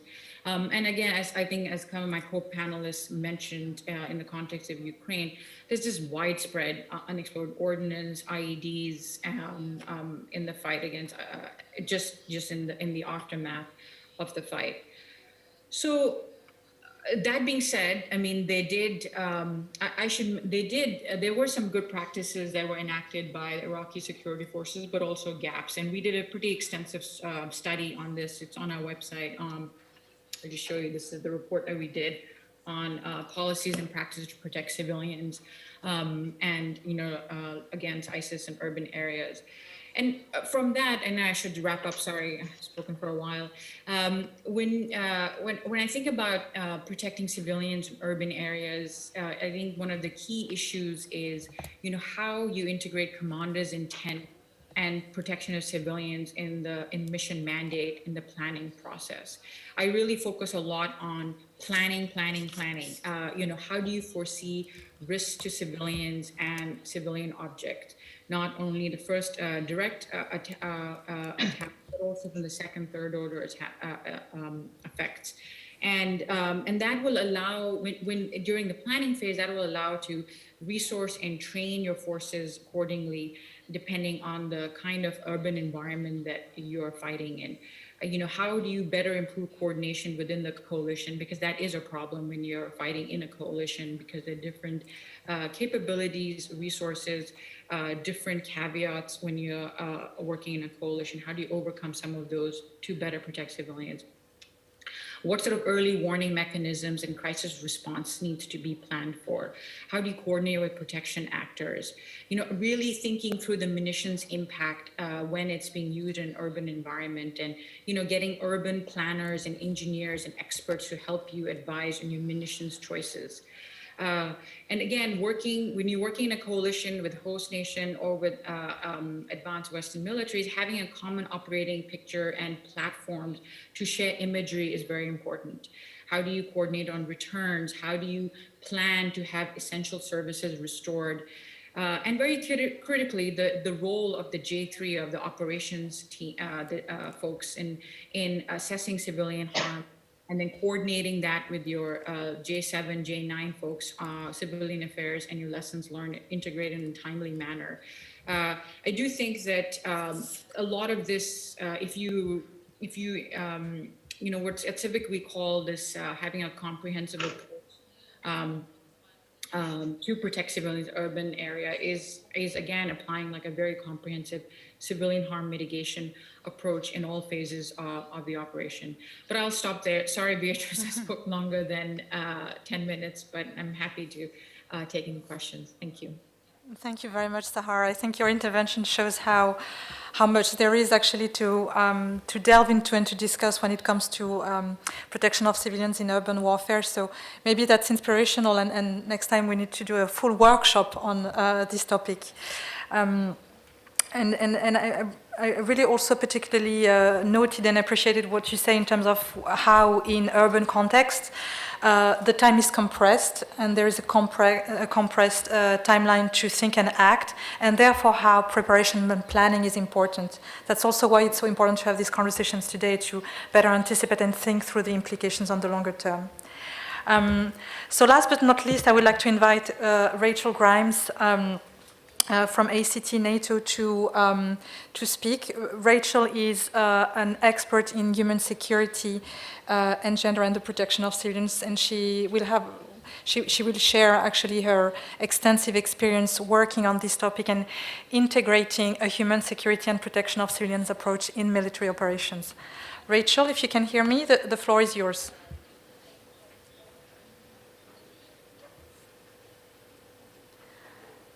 So we can see you, Rachel. Can you hear us?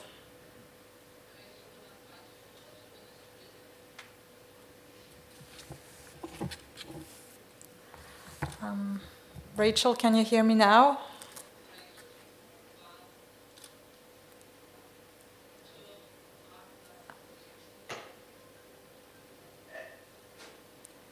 If you can hear me. Has the sound come back on? Yes, you're on. The floor is yours, Rachel.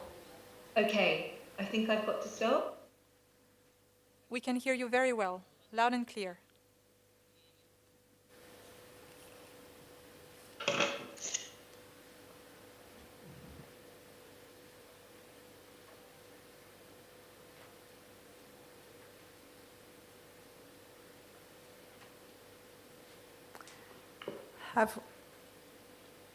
I can't hear Beatrice. I'm here, I can hear you. I mean, we can all hear you, actually.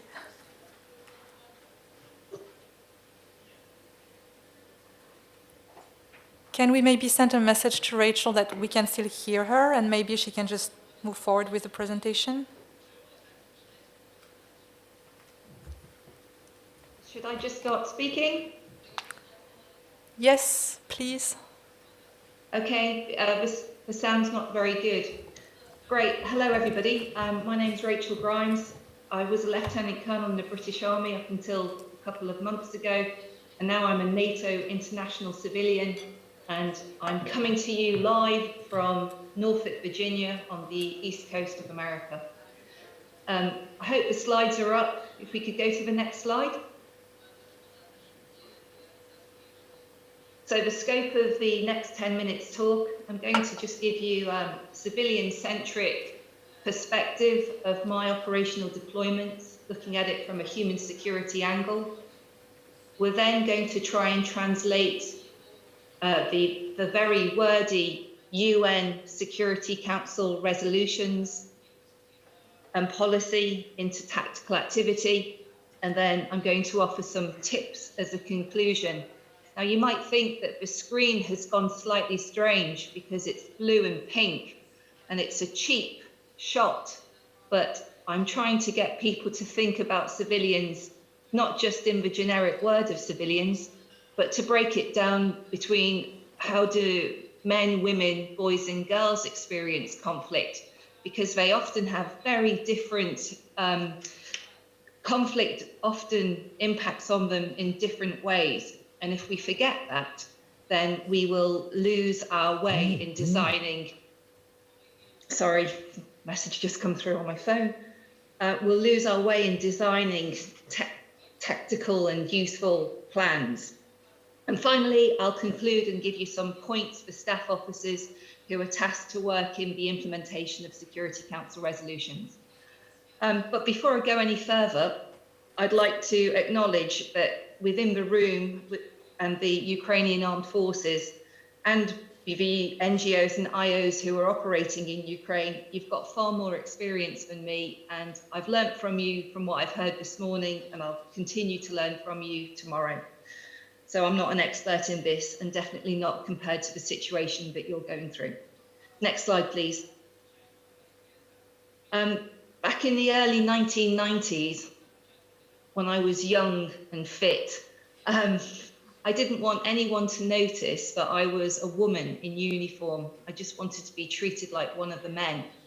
And so I was very upset when, after deploying to Northern Ireland for 3 times, I began to realise that there was a gender dynamic to a woman in uniform. My role in Northern Ireland was to conduct foot patrols in urban and rural areas and to stand at checkpoints. I always had a police officer from the Royal Ulster Constabulary with me. And the policeman noticed that the local civilian population would be more willing to talk to my patrol when I was with my patrol. And he noticed that my male soldiers behaved differently when I was with them. I was the only woman in that patrol. And we actually ended up getting quite a good relationship with some of the locals, and the police started to say that it was because there was a woman on the patrol. I can't prove that, but I did notice that it was different. But as I said, I didn't want anyone to notice that I was a woman. I just wanted to be one of the lads. And then fast forward to Afghanistan in 2007, and also my second tour in 2012. I noticed that what I'd experienced as a woman in Northern Ireland, in a much easier counterinsurgency in Northern Ireland, because I actually spoke the language of the people I was operating amongst.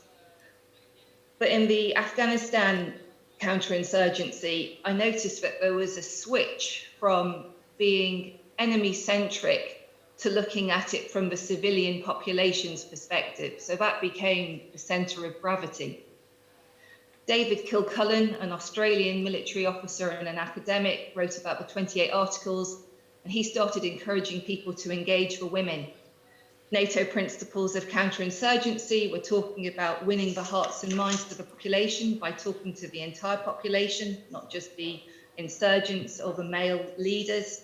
And then General McChrystal, Stanley McChrystal in 2009 said, I want to see mixed patrols. You've got two pictures on the screen. You've got a typical picture of a woman holding a child. Maybe she's reflecting the society that she's meant to protect.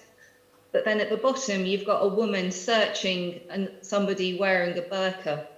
This is quite tactically important because in Kabul, after a building was taken over and held in a siege for a couple of days, the special forces from ISAF discovered women's burqas, and basically the Taliban had been dressing up as women. So you need women to search women. So there's an important reason why you want women in uniform. Next slide. In the Democratic Republic of Congo in 2014, it became quite clear that it was actually more likely the women and girls who were being harmed, maybe not by ammunition, but definitely by physical harm, conflict-related sexual violence.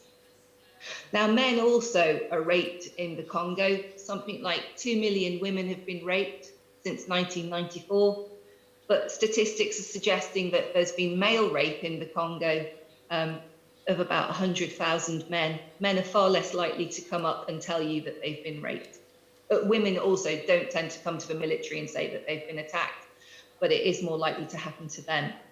And so that picture on the top corner just shows some interaction with the local population. And I can't tell you enough how sitting down and listening to the civilians, especially if you can get single-sex dialogue, whether it's an all-male group or an all-woman group, but the information we got out of those women was incredible. They said, if we get raped at night time, we know that the rapists are the insurgents. If we get raped during the day, it's by the Congolese security forces. And then they gave the UN some ideas of what they would like the UN to do to better protect them.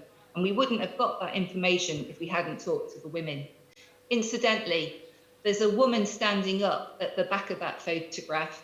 She's a Tanzanian sergeant in the military police, and she was essential to this engagement because she spoke Swahili and she had a better understanding of the culture. So single-sex dialogue, and try and use somebody that speaks the language who is the same sex. I won't talk too much about Iraq because I think Sahar captured it very concisely. But I deployed there in 2003 and again in 2015. And what became clear is thinking about the civilians is not only ethically the right thing to do, it is the militarily sensible thing to do. If you want to maintain your momentum and clear the area of Daesh fighters, the last thing you want as a military person is to be worrying about what are you going to do with the civilians. So have the plan beforehand, talk to the NGOs and the UN and make sure that you're working with them so that you can direct the civilians over to the IOs and NGOs. Next slide, please. So that was a bit of what did I do on the ground, but possibly what is more difficult is how do you take United Nations Security Council resolutions, how do you get it into military language in doctrine and training, and how do you achieve what you want, which is on the right-hand side of that photograph, is military soldiers doing what is asked in the Security Council resolution. In the corner underneath the United Nations and the picture of the Security Council, there's a couple of themed areas. UNSCR 1325 is the foundation resolution on women, peace and security. It's 20 years old this year, this October. And children and armed conflict is also a big cross-cutting area. Incidentally, the UN has issued more than 2,500 resolutions since its inception. There's been about 25 on children and armed conflict, 15 on women, peace and security, and about 20 on protection of civilians. And it's very difficult as a military person to read a Security Council resolution and try and work out what should I do when I'm deployed on the ground. So if we go to the next slide. The UK military introduced the Joint Service publication. I was part of a drafting team. And what it tries to do is look at the language in the Security Council resolutions on those subjects that you can see: WPS, children in armed conflict, human trafficking and protection of civilians. And then it translates it into military activity. And we crafted it with significant input from people like the ICRC, the UN, different UN departments, and NGOs such as Save the Children and War Child. And I think Civic also helped. If not, I apologise, and we'll make sure you're part of a refresh. Next slide, please. So I talked about how we took the UN Security Council resolutions. What we did was we went through them. We tried to find out what the key parts of human security concerns were, and they are normally in having the participation of civilians, preventing conflict in the first place, protecting people from sexual violence in conflict, the 6 grave violations against children, and also considering how the military can respond and recognise human trafficking. And then we divided it between the J1 to J9 military functions. And you will get this link at the end of your conference. And you can find it online as well. Just put in JSP 1325. We also designed a 2-week course that is still being run in the UK. And I'm sure that the UK would be keen to see somebody from the Ukraine, but I have to be careful because I'm no longer in the British military. But in addition to the course, a standalone course, my advice to everybody that wants to work on human security is to include it into the courses that you're already running. So your senior non-commissioned officer and your junior non-commissioned officer courses, they should have an element of human security in it. Don't just wait for a 2-week standalone course. So next slide, please. So by conclusion, I think what we have to say is that urban operations, fighting amongst the population, is going to become the norm. Always consider civilians in your doctrine and training and exercises before you actually meet the civilians in the battle space. When considering civilians, break the population down, at least by sex and age, because this will give you disaggregated data which can allow your operations to be more specific. And then engagement, absolutely, and always include civil society, IOs and NGOs when you're having meetings. You don't have to invite them to your top secret military meetings, but you can talk to them to get a better understanding of the context that the civilians are facing. And then finally, and I didn't talk about this in the main part of my talk, I was running out of time, I apologise, but try and find a senior champion. I was really lucky in 2019 in that Gavin Williamson, the then Secretary of State for Defence, was very keen to see human security as a normal part of military training. So I'll end it there. Thank you very much. Thank you very much, Rachel, and thank you very much for sharing your experience from the field, but also your experience working in policy and transforming policy into practical implementation for the military on these questions. And I would like to thank very much, before we move to the question and answers part of this conversation, to thank very much our panelists who have been connected from America, from Canada and the US this morning. And I think we all owe them a big cup of coffee. And thank you very much for sharing your expertise with us this morning. Rachel actually mentioned the importance of the senior military leadership and the role that they play in fostering this and developing these topics at the different levels. So I'll use my privilege as a moderator to ask the first question before opening up for questions to the room. And I would like to turn to General Nayev and ask you, sir, you've given us a very comprehensive picture of the risk to civilians in the conflict in Donbass, but also the different actions and initiatives that the military have done to increase the assistance and to improve the protection. So what I would like to ask, actually, as a follow-up question is, as these initiatives have been started and put in place, what can we all do as the military, as civil society, as international community to help make them sustainable over time and consolidate on those very important initiatives that have been taken?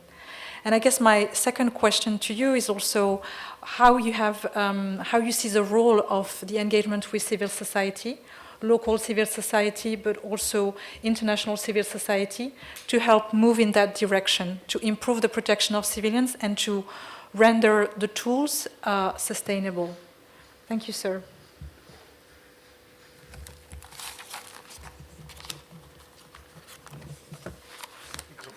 Yes.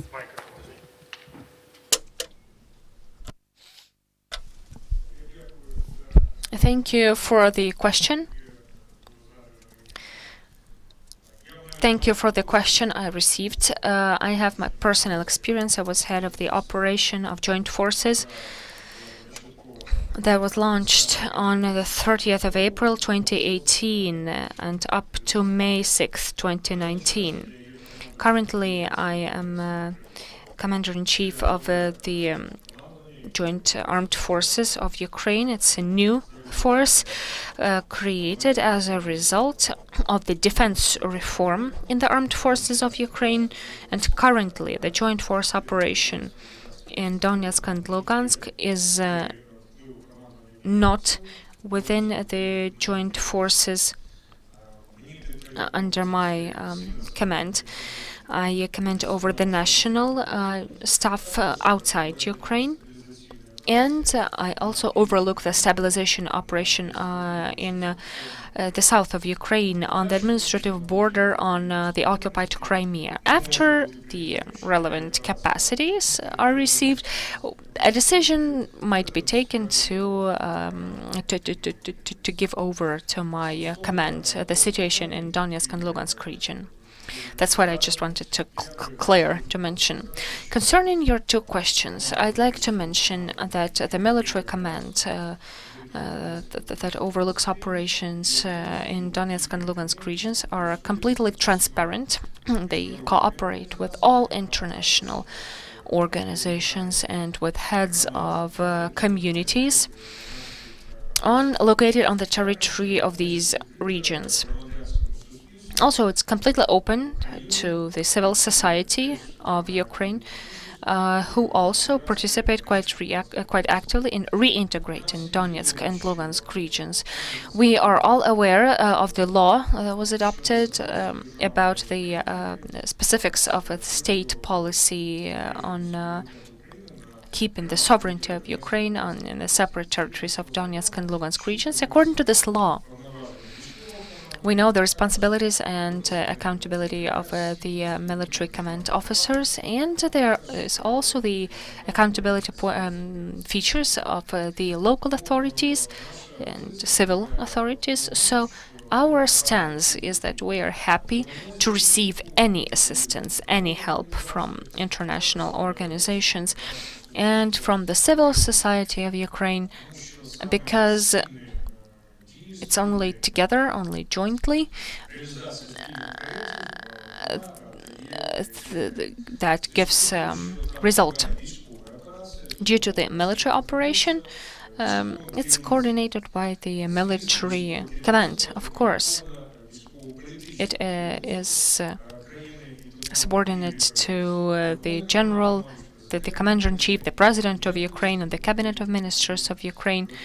and the parliament as institutions of state power, state authority in Ukraine. Of course, they have influence on the military chief command. So it's a combination of efforts of international organizations, local authorities, armed forces, and, directly.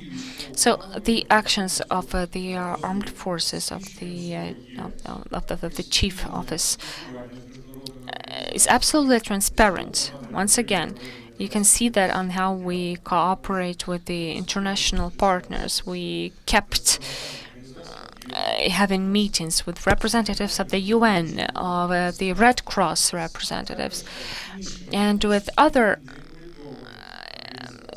organizations, including NGOs and government representatives of states and delegations who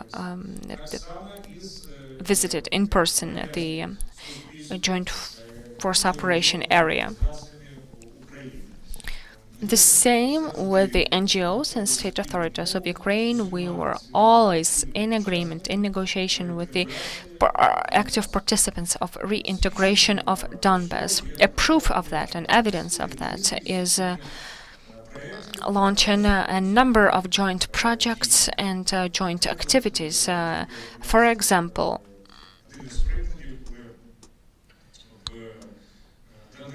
in Donetsk region, at the entry-exit checkpoint in Mayorsk, the Russian occupation troops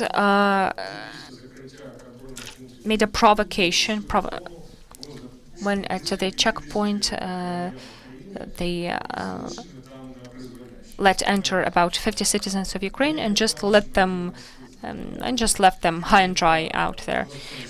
So with the head of the Oblast Civil Administration and together with the UN representatives located working in Donetsk, Lugansk regions, we took a decision. We evacuated those 50 Ukrainian citizens from occupied Donetsk and Lugansk regions. The State Border Service of Ukraine gave them every possible assistance, and we interviewed all those 50 citizens, engaging for that independent NGOs who were just outraged by the actions of the occupation authorities and greeted our solution, our decision on the territory of Donetsk and Lugansk regions. So these joint actions involving all of those organizations that I mentioned, there were many actions like that. They were very adequate, very transparent about that, because the purpose of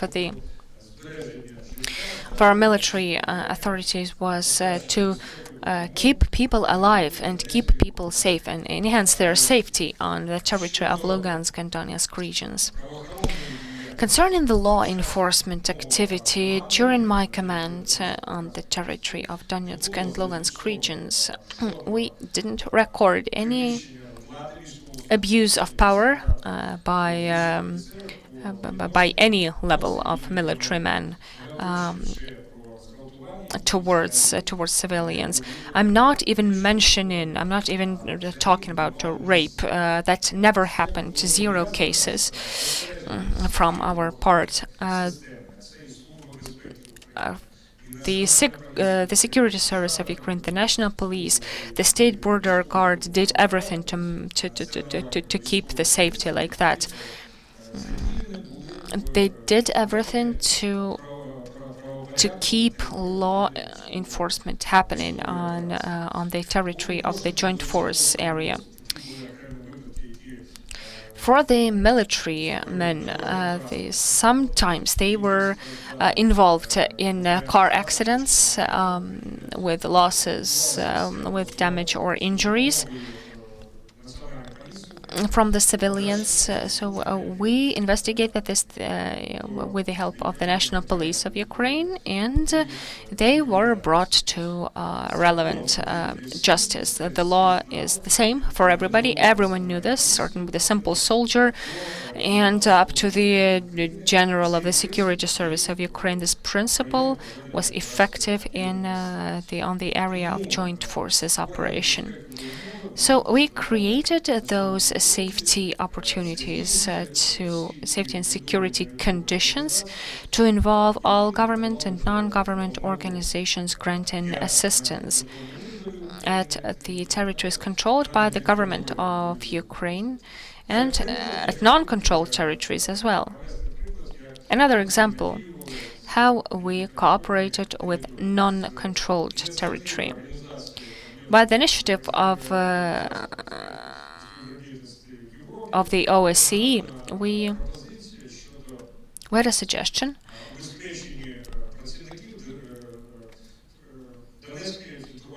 to keep the Donetsk water filter stations safe near Yasenovata location.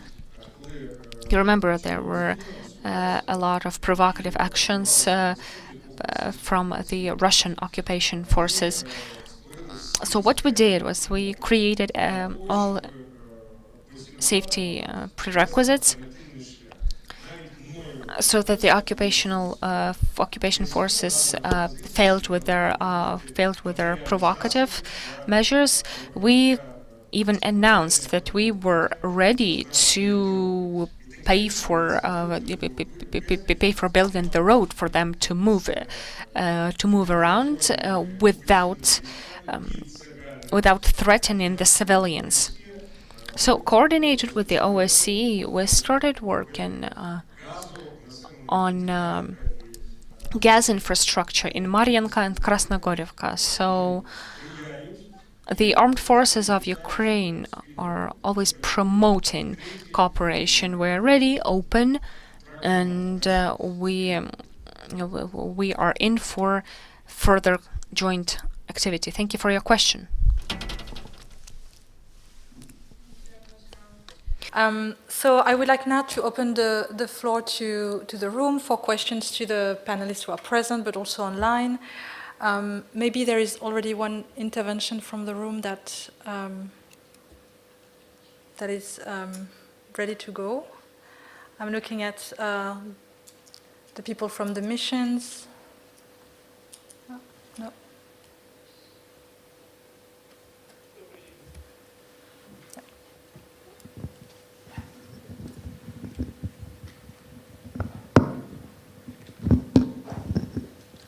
Добрый день. Дмитрий. Good afternoon, Dmitry Kochergin, in foreign agency Kyivstrat Pro. You've mentioned a lot of information on humanitarian problems in Donbass. I know what it's about. I'm an IDP from Donetsk. Yes, you mentioned a lot of ongoing relevant problems. It's obvious that the authorities don't always have an objective perception of reality, and sometimes their reactions are also uncoordinated. So what do we have to do? Our international experts mentioned awful data on statistical data and losses. So, as Andrei said, very few people participate in taking any significant decisions about Donbass. So I'd like to ask him, as a citizen of Donetsk, as a civil activist, what can we do to make the humanitarian situation in Donbass better? Your recipe, so to speak. Thank you for your question. Mr. Sergei mentioned a lot here, a lot of positive things. I can't argue with him. He's sharing the facts. There are improvements in Donbass. It's the truth. Finished building Mariupol-Zaporizhzhia road. There are water supply improvements thanks to the government of France, and the contract with Mariupol, mediated by the proactive organizations subjects in Donbass. So thank God this strategic water supply problem is about to be solved. There are many improvements in non-occupied parts of Donbas and Lugansk. Of course, there are improvements. We can't outrule that. But the humanitarian situation, unfortunately, largely depends on the military and political situation in Donbas. And I know that you used to work at the Radio Svoboda, the project about Donbas. I think you are very well informed, one of the few very well informed people from both sides of the contact line. Today, I think we have to be ready for various scenarios at Donbas. The geopolitical situation might change at any given moment, any second. And we have to be ready-made plans to solve any problem, to counteract Russian aggression or to promote reintegration of the population. I'm not saying fully scaled reintegration. We have a specific ministry for that. The Ministry of Reintegration, namely. So the political aspects are very complicated here, but there are people, as I said, who are responsible for that. We need to combat this situation and fight for the human resource. There are obvious drawbacks, obvious failures, because we still didn't approve the relevant plans, strategies. We keep fine-tuning this. We can't put all of this work on the shoulders of the military men. There are other people who should also take responsibility. So the urgent thing to do is to change the human resources policies, the architectonics of all authorities. You, Dmitry, as a journalist with 10-year experience of work in Donbas, you know a lot. You can share your experience. We need to change and update our approaches of working with IDPs. You know what? When those checkpoints were closed, the number of people who stopped moving to unoccupied territory, those who still went there, bought products and stimulated the economic development on the unoccupied territory. So now we're seeing the economic downslide of the non-occupied part. Yesterday, one of the lawyers called me, who has been working with IDPs. We have difficulties with receiving the certificate of an IDP, the document, the ID, so the documents for the IDPs. Some of the checkpoints, for example, Novotroitsk, works depending on the safety mode. Some people enter Kharkiv region and via Russia. They have to travel through Russian territory to enter Kharkiv region of Ukraine, because there are sanitary limitations about this, about receiving this IDP certificate, start from March this year due to the pandemic situation. There isn't even a position in the ministry called, say, Deputy Minister for Humanitarian Aid. We should have it. So there is a cross section of the positions, of the responsibilities on humanitarian assistance. For instance, the same person stands for the Minsk group. Last week, I recorded a 45-minute interview with Aslan Londranin, and I asked her a question. Aslan, are you happy with the government's work? And she tried to be diplomatic, to sound good, and she didn't say anything specific. She was very ambiguous. So I think there is room for improvement. We can't overestimate the role of the military men. They are doing they are working at the maximum of their capacities. We need to activate the civil society. We need political solutions aimed at improving humanitarian situation. For now, there are none. And the last issue, when the local elections are looming, and one of the questions, there will be a general national inquiry, enter this poll for the people to ask about, to answer about making Donbass a free economic zone. So we're supposed to answer this question during the elections, simultaneously with the elections. So after the election is over, what should we do with the humanitarian situation? The conflict is will not be a short-solved situation.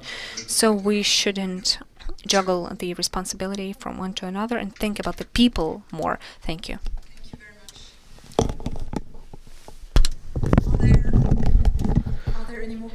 Чи є ще якісь запитання? Доброго дня. Мене звати Олег Гущин, я представляю Київський. I represent the Kyiv Taras Shevchenko National University. Напевно, буде запитання пана генерала. I have a question to Colonel General.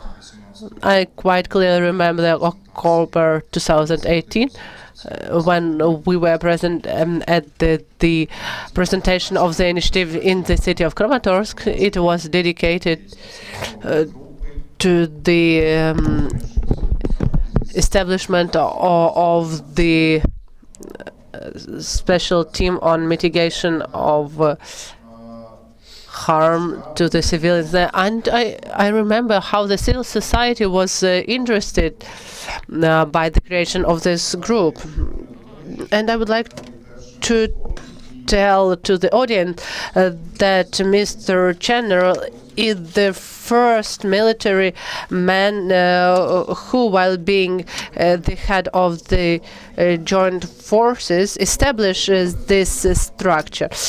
So how the civil society on the occupied territory, how they perceived this unit, the aim of which is to mitigate the casual losses. So do the civilians perceive it in a good way, and what was the reaction of the military men? Maybe they considered it as an additional just institutional structure. Thank you for your question. In order to implement what is planned, we should have the will of the leader. And I underline that I can talk only about my experience and on the experience which we gained. So being the head of this team, the establishment of this team was one of the point of focus for me.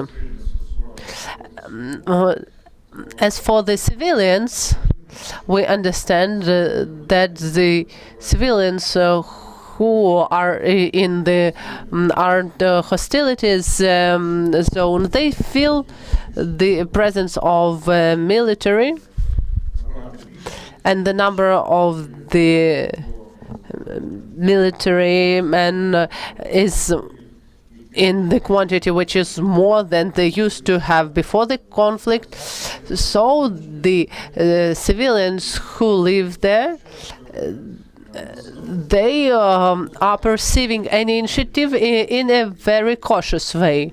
That's why the task of the civics who were dispersed to different areas, so they had not only to theoretically explain their work, but also to prove the theory in practice. This work couldn't be done without involvement of the opinion leaders, formal and informal leaders from different communities.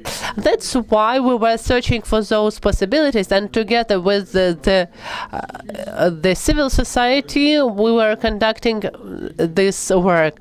Only in this way it was possible to achieve the results.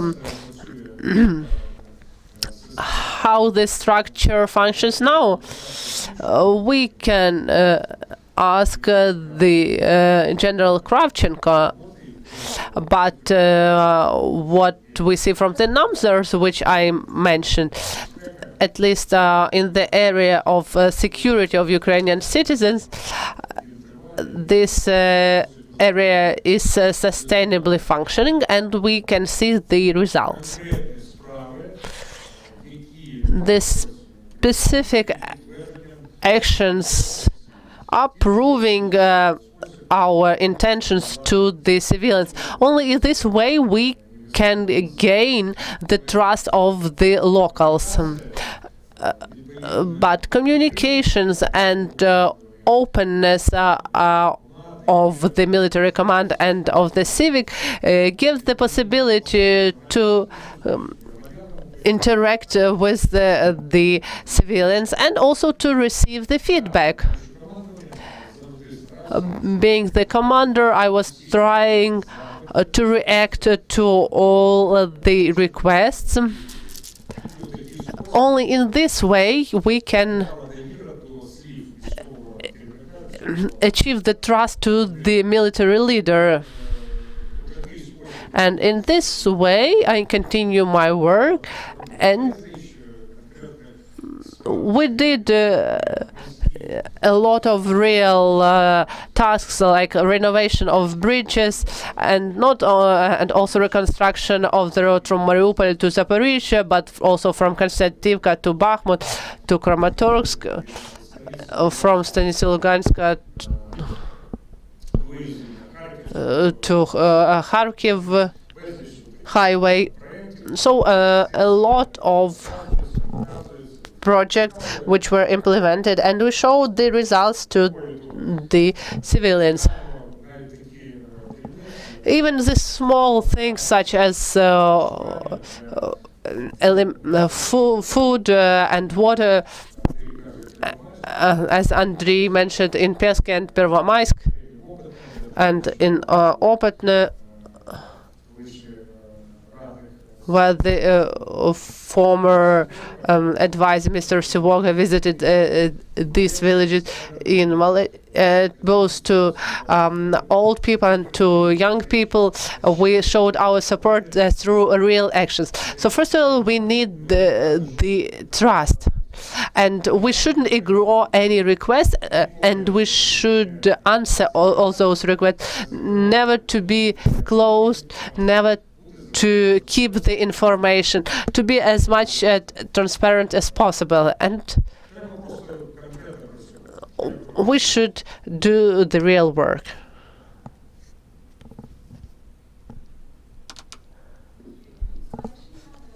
Please go ahead, Colonel Masyuk. Доброго дня. I'm Viktor Masyuk, the deputy head of the legal department of the Ministry of Defense. I have a question to Andriy Buzarov. On the 2nd of September of this year, the government of Ukraine adopted the decree 736, the legal redress to those whose buildings were damaged during the war conflict. So according to the Article 4 of this decree, the local authorities should establish the commissions to assess the damages which incurred to the dwellings. So do you know about the establishment of those groups? Do they really exist? And the government delegated the establishment of those commissions to the local authorities. So is there any information available? So what we should do to have those commissions functionable and effective? Why I ask? Because there is also a provision that the military experts could be invited to those commissions. We can see that you are a lawyer, and the question is a very well prepared one.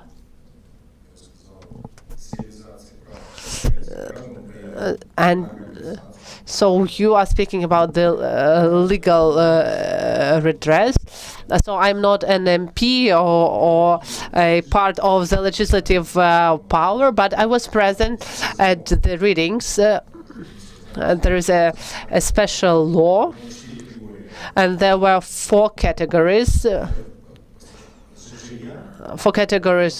of dwellings, which should be assessed, and after this, the compensation should be paid. So during this committee sitting, so my mother is living in Pervomaisk. It's a special type of villages. So it's a gray zone. The house was not shelled, but still it was distorted, and it's not possible to live in it. You know about this Ocheretina, Vodino, and so all around about it. So it's almost Kievsky district of Kharkiv, so they're just small technical details. So and there is a number of those houses. So when the house was shelled by the Russian occupational army, so I'm now using the terminology which is indicated in the law. So when there was the shelling, so when it was understandable who is responsible. But if, for example, a number of houses in the gray zones became unlivable due to ransacking, and I got an information from the court, from the judge, that there is no compensation is possible, because first you should try to prove that there were burglars in your house, or there were some other actions. So, and the second, so the fundings for the compensation is not foreseen in the budget. We can adopt these laws, but we should ask also this question to the government and to the MPs. So who is going to compensate the Russian Federation? That's why there is a inter-parliamentary commission was established, but there should be some aspects how to stimulate the Ukrainians who lost their houses, and the mechanism has not been drafted yet, and the financial fundings are not allocated. I'm also a lawyer myself, so I have been in the politics for 6 years. Thank you for the question. Unfortunately, we need some political will here. So I hope that after 120 MPs will go to the Donbass tomorrow, it would be great if they go just along the line. They will feel it. Why we should fight for those people who are still living there? So we have to change the mindset of our politicians.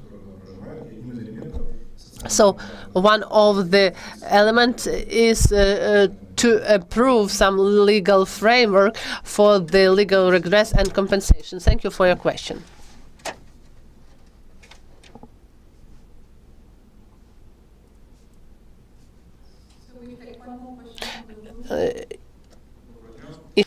Юрій Пустовій, керівник The head of the expert group of the veterans of Ukraine. Dear colleagues, I would like to ask a question to you. But first of all, as a veteran, I would like to mention that citizens whom we are trying to protect should feel trust to the state which is taking these actions. If they do not feel that it's their state, everything is perceived from a negative point of view. And I'm talking about this from my own experience of communicating with those citizens. So what are the actions which are going to be taken to form their mentality as those who belong to Ukraine? So, whom are you asking the question? To the general public or the armed forces are performing only their tasks? As for our powers, they are defined in the specific law about the protecting sovereignty of Donbas and Lugansk regions. And the civil society is also indicated there. The military men are performing some tasks.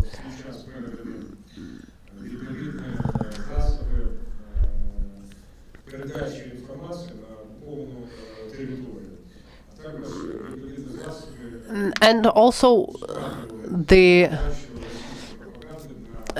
task how to protect the citizens from receiving the propaganda information.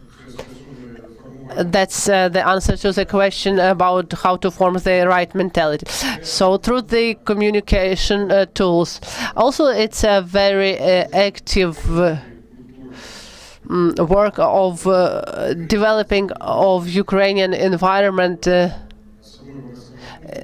and especially the cultural one in the villages next to the conflict zone. Because the access to the those is only through the approval from the military. So when I had the possibility at the 0 point, I was speaking with people who were crossing the border, crossing the line, and I talked with them. I came and I said to them that we will do everything to mitigate your sufferings and to do everything possible to keep the security, which is in line with the tasks of the Ministry of Defense. And they then will spread this information. With the assistance of local village, district, region, local authorities, we try to distribute and share this message as much as possible in order to create a positive image of the Ukrainian military men. Not by just sweet talking to them, but by real action and talking about that. This is what the military men did. Thanks for the question of integrating the locals, local residents into the social and cultural environment of Ukraine. I remember 2 years ago when Arsen Avakov was presenting his concept of the integration, the small steps, if you remember. He mentioned a unique number about the local population. He said there were about 10, 12 pro-Russian population, civilians at that point. I think even that number is overestimated. What makes a person pro-Russian? The one who wants to integrate to Russia from their territory, or just a person who feels oppositional to the Ukrainian authorities? So what's the criterion of calling a person pro-Russian? I mean, that's the reason, I think, of the mistakes that the people responsible for humanitarian issues made within the last 5 years. If a person who feels oppositional against Kyiv, it doesn't mean they automatically want to join Russia. If you compare how oppositional the civilians feel against the previous the previous authorities, compare it with the opposition in intentions. In Lviv or Odessa, it will be huge difference. And the latest and the most recent presidential elections demonstrated this very clearly. I think what we have to do is work consistently with the population. We have to avoid labeling people as this or that. A lot of people called me pro-Russian too, for criticizing Ukrainian authorities, for speaking the Russian language. This is what I will keep doing, because I am a citizen of Ukraine who has his own opinion about what's going on in Donbass and Kiev generally, and this opinion is not in conflict with the idea of Ukrainian of Ukrainian country as such. So we have to consolidate the community, the society, even without parts of Donetsk and Lugansk regions and Crimea. I don't believe in reintegration. Territorial one is impossible. Territorial reintegration is not impossible because of geopolitical reasons, but we have to fight for the people who live there. Last few minutes that remain, I would like to turn to two of our panelists online. So Bernard, if he's still there, and then Rachel. Bernard, if you don't mind coming back to, you mentioned the very important topic of hybrid warfare, and I think it nicely connects to what Andrei was just mentioning on consolidating the society and the issue of information and perception. So Bernard, could you tell us more about how your center is, your course on hybrid warfare is addressing the potential threats to civilians coming from these tactics and the recommendation that you have? And maybe, so if you can do that in 2 minutes, that would be wonderful. And Rachel, if you could also, in a couple of minutes after that, tell us a little bit more of NATO's approach to human security. I think it can be very inspiring for the people assembled here, especially as Ukraine is also defining and conceptualizing human security.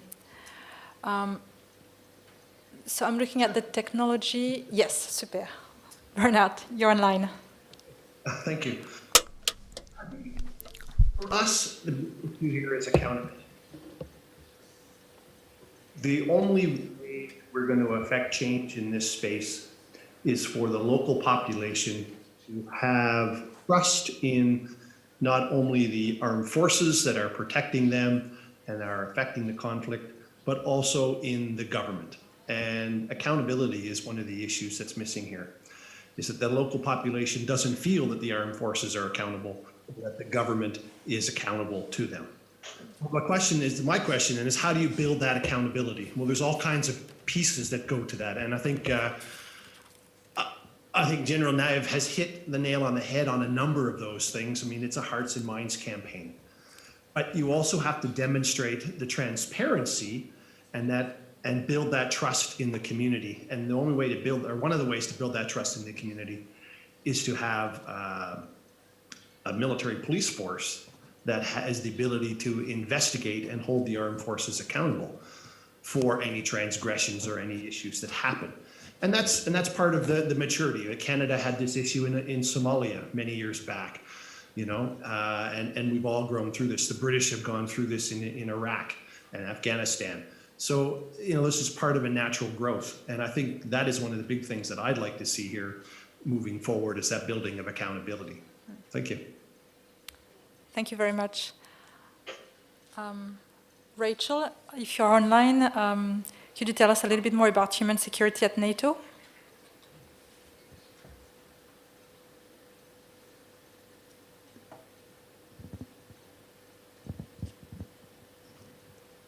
Is it, hello?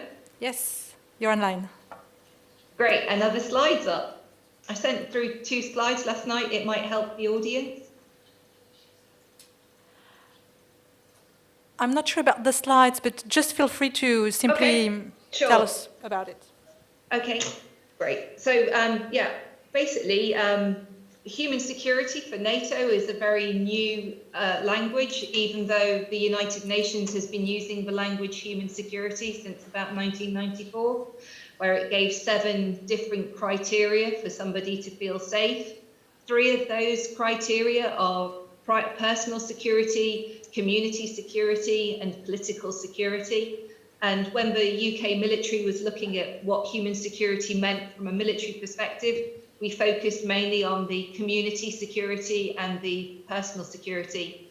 But for the NATO activity, there is a headquarters, at the headquarters in Brussels, there is a human security unit, but unfortunately there isn't a set definition on what human security means to the 30 NATO members. But within Allied Command Transformation, we use the expression, the military contribution to human security, which is abbreviated to MC2HS. I think it's very catchy. And what we're doing is we're using the term human security as an umbrella term, something which is a chapeau, a hat, for the various different Security Council resolutions which have a strong leaning towards protecting the individual, or at least, and if not protecting, encouraging dialogue with people that don't traditionally get included in military planning. So going back over that, the umbrella term covers women, peace and security, children and armed conflict, human trafficking, which obviously I think everybody understands it in the area where we are now, increases during conflict, and also protection of civilians. But it's not limited to that. Also within the Allied Command Transformation headquarters, we include cultural property protection and sexual exploitation and abuse. But if I'm honest, they don't sit naturally under the term human security. I think that they are all covered by other elements of the rule of law and international human rights. The activity that NATO is doing at the moment within Allied Command Transformation, you can go online and do a Children and Armed Conflict immersive training course. There is also a Protection of Civilians immersive training course. And 2 of the civilian contractors have been developing a tabletop exercise, which is focused on testing staff officers on how well they would consider human security dynamics in a conflict. So that's an update on NATO. Thank you. Thank you very much, Rachel. And with this, we will close. I think all our panelists have very much highlighted the importance, not only from a legal perspective, but also from a military perspective, of human security and the protection of civilians, and the importance as well of exchanging between civil society and the military on this question. So we look forward to continuing these actions in the course of the day. Thank you, Colonel. Дуже дякую. Давайте привітаємо учасників. Thank you very much. Let's greet the participants of this panel discussion. I thank everyone for being active participants online and offline. Of course, there is this key influence on protection of civilians, especially in armed conflict zone. So the nature, the essence of the conflict is influences that. Most experts from partner countries have experience in participating in foreign operations, and obviously it's interesting to talk to Rachel Grames with her experience in Northern Ireland and some experts of this dimension, because the nature of this conflict is very similar to what's happening in Donetsk and Lugansk, but Ukraine has unique conditions of this conflict, unique features. What we're doing now, we're looking for general methods and ways to combine the practices. Apart from best practices, it would be very interesting to hear the failures, the key failures of organizing the protection of civilians and organizing civil and military cooperation. So we have a lot to discuss. So this conference is our contribution to, first of all, to our partners from the authorities, the armed forces. We are open, we are ready to create, we're ready to ensure protection of civilians, reintegration of territories, and development. We are ready to reinforce the attempts, the efforts of local and national authorities in developing these regions. Thank you very much. Now lunch, and please continue talking during you have that lunch, and see you after. Let's be here in an hour. Next session begins at 4 p.m.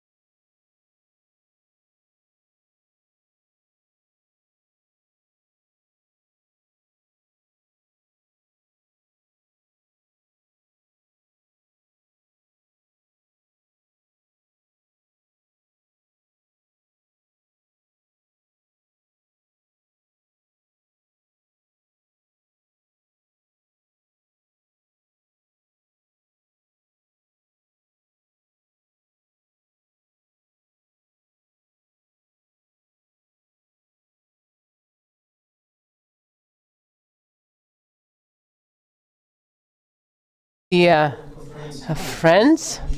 There are always some technical aspects in the international conferences. That's why we are a bit later. But I have the honor to start welcoming the last panel discussion for today, which will be dedicated to the Ukrainian experience. I will not tell you about the speakers because the moderator for today's discussions will be our very famous friend from the armed forces, Mrs. Hanna Shelest. She has been participating in our conferences for many years, and we do hope that she will continue taking part in them. So I'm passing the floor to her and she will start it. I am very happy to greet everyone here, and I know that after the lunch it's much complicated to concentrate, but as we will be speaking about Ukrainian experience, it will be interesting to everyone, and it's understandable to you because you're doing this on a regular everyday basis. We are lucky that we have personal presence of the most speakers here, but we also have speakers who will join us online, and it will allow a more qualitative exchange of thoughts. So the main ideas which we will discuss during this panel session will be linked to Ukrainian experience of what has been done already, but the most interesting part is what is going to be done, because we know that there are some drafts, some projects, and it will be interesting to know what is going to happen further. And we will also pay special attention to children in the armed conflicts, and it's a very pressing point for Ukraine. But it's good that different organizations are taking care of this aspect as well. We have less than 2 hours. We have to finish till 5:30 p.m. But taking in mind how many speakers we have, please do not read your bullet points as they used to at the party meetings. So I am allowing you 7 minutes to have more time to discuss the most interesting points. So I'm taking power from Mr. Oleksiy, but he will be answering most of the questions. That's why we will start with him, head of Department of the Central Research Institute of the Armed Forces of Ukraine.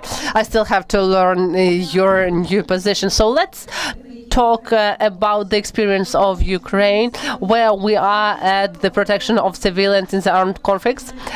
We know that a lot of things were included in the ANP, and as I remember, there was an assessment mission from NATO. And do we already have what to report? Thank you for my presentation and also for very interesting questions which are very complicated to answer. So I will start with the experience of the armed forces of Ukraine on the protection of civilians. A lot of times today I have already mentioned that the turning point was 2014. It was the first time when the armed forces of Ukraine, even having the former experience of operations in the former Yugoslav Republic and also in Iraq and Afghanistan and in African countries, the armed forces faced the protection of civilians on their own territory in Donetsk and Lugansk regions. There was the Autonomous Republic of Crimea, but there was no armed conflict and no deployment of forces there. That's why the hugest issues we faced in Donetsk and Lugansk regions. At that time, we had the will of the armed forces and of the ATO to react from the armed forces and the military enforcement agencies to the issues which arise at there. So in the framework of the civil-military cooperation, we started the activities. From the beginning, from the scratch, started to implement the standards of NATO and UN. And there are three main pillars: this assistance to civilians, assistance to their own forces, and organization of civil and military cooperation. In several years, we got acquainted with CVIC, and I would like to thank Colonel Semeniuk Natalyunin, who started this work to enhance our cooperation with international partners, and she is the first editor of the national strategy of the protection of civilians. Now she is acting in a different way, but everything started in a very slow motion because the armed forces of Ukraine doesn't have the task of protection of civilians. They are responsible for integrity and sovereignty of the territory of the state. And the main responsible for the protection of civilians is the State Emergency Service of Ukraine. So the practice of the armed conflicts are freeing the territories. They conduct either offensive or defensive operations, and of course the servicemen of the State Emergency Services Ukraine should not be on the front line. And I would like to thank this service for the humanitarian demining and also for transportation of the perished people.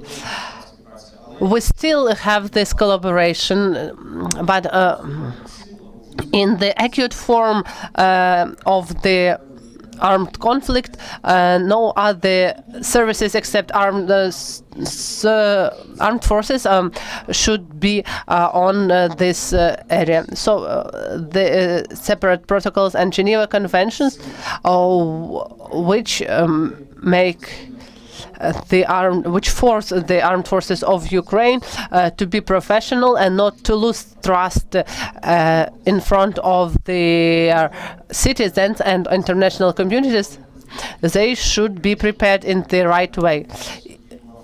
There was a sentence of Churchill in 1941 when he was saying that if Germany will be winning over Soviet and Soviet Union, and if Soviet Union will be winning against Germany, we will be assisting Germany. So, and now, even when the armed forces are winning, but the massive casualties of civilians and then the state authorities will lose their powers, their authority. And that's why the international organizations are providing the policy for protection of civilians. And especially the UN is active in protection of civilians while conducting the military operations. So in 2018, together with the assistance of the chief of the joint armed forces, we took the practice of the ISAF from Afghanistan, especially the best practices on the mitigation of casualties. We borrowed from them. I think that during the Q&A session we will answer about this pilot more, and we came to the point of drafting the national strategy on protection of civilians in the armed conflicts. We have been drafting this document for 2 years and more, and we don't have the common point of view with all the representatives of state authorities. And the Colonel Svetlana Dyudenko, who brought this project till the final stage when it was submitted to the Cabinet of Ministers.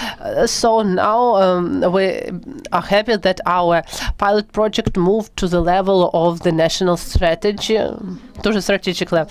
There are a lot of questions, as I see, but maybe some of our further speakers will be able to answer them. So every one of us are acting within the Ukrainian legal framework. That's why the first question to Irina Shopina, PhD in law, full professor, Department of Law, Military Institute of Ukraine. So before we have this concept of protection,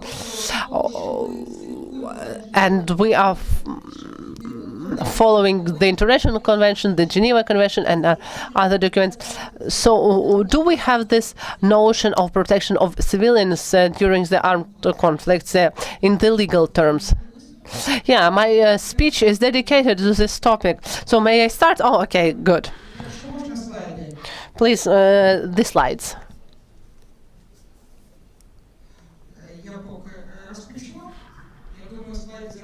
So I will start and hope that slides will appear.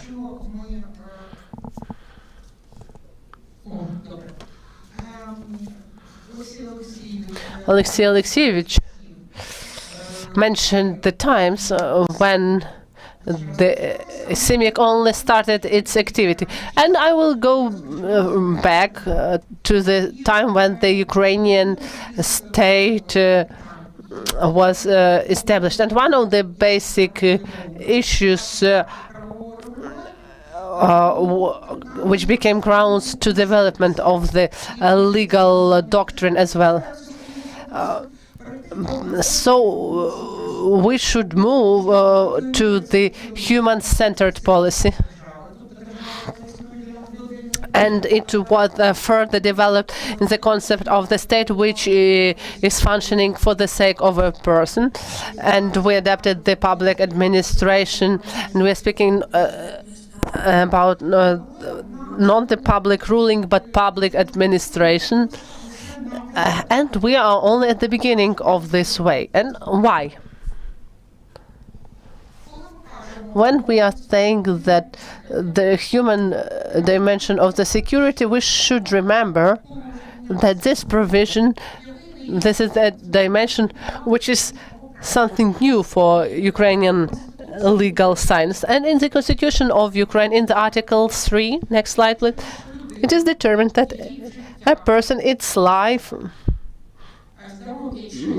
health, honor and dignity,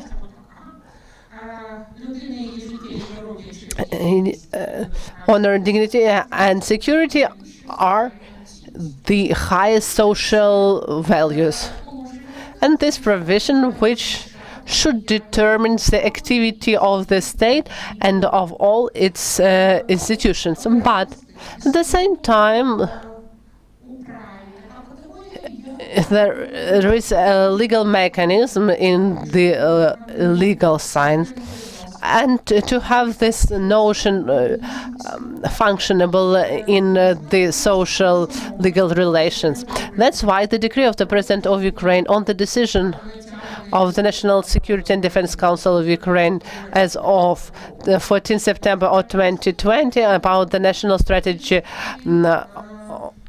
is one of the bricks of this mechanism, which should foresee that protection of the civilians will turn in from some ideal construction into a real right and obligation. And if we look at the next slide, at the beginning of this strategy, that our Article 3 of the Constitution, that a health, life, honor, dignity of the human being should define the state's policy, opens the strategy as well.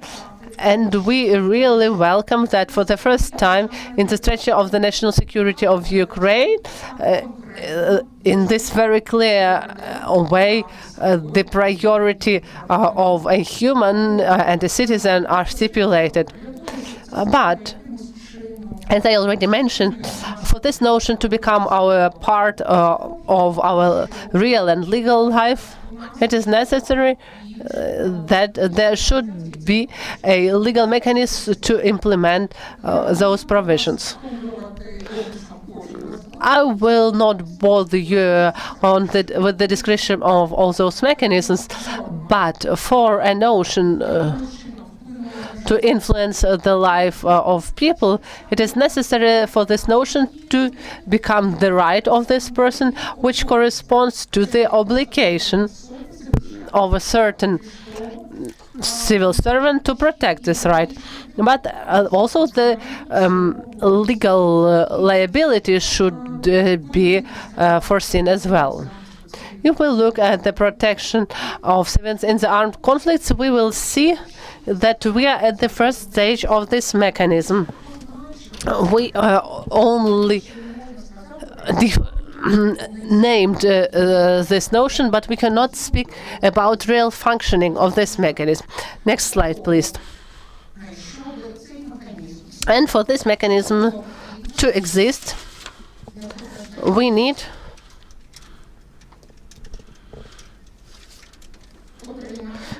to receive the answers for these questions.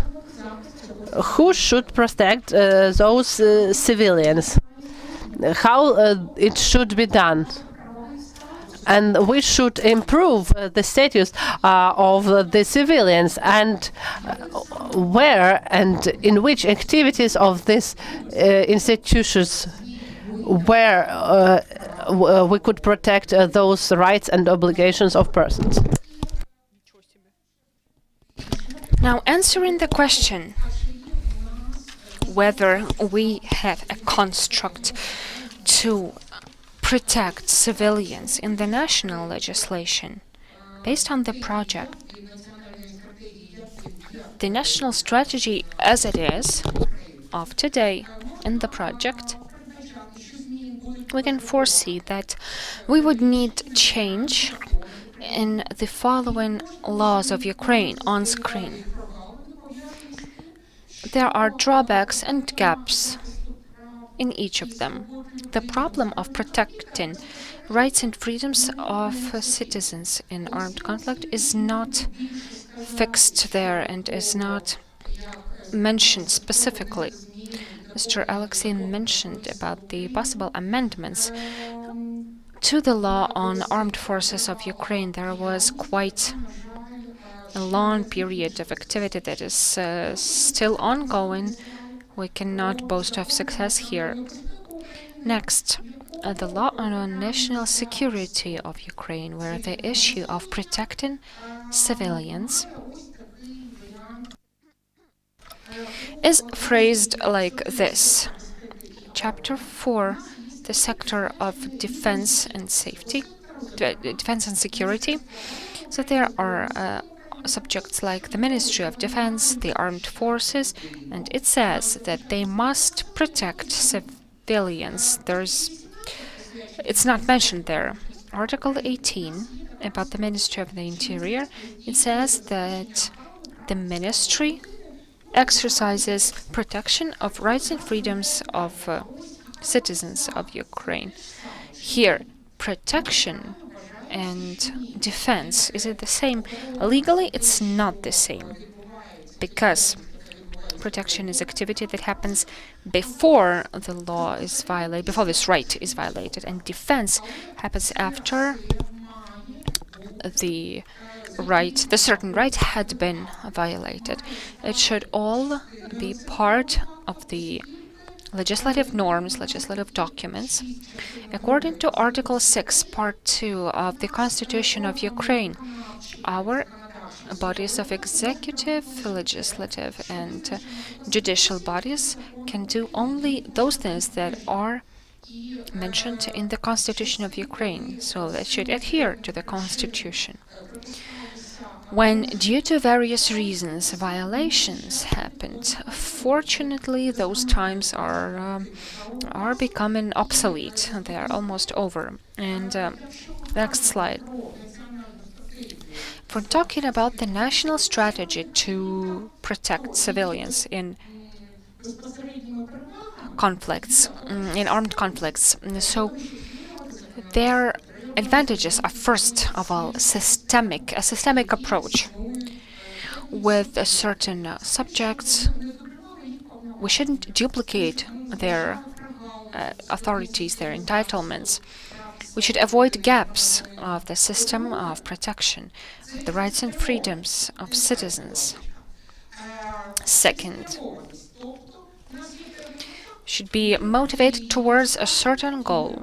We have criteria of achieving that goal. And third, we will have the opportunity to take into account the requirements of international documents. For a long time, we've been having civil-military cooperation, strategic communications, protection of civilians during armed conflicts.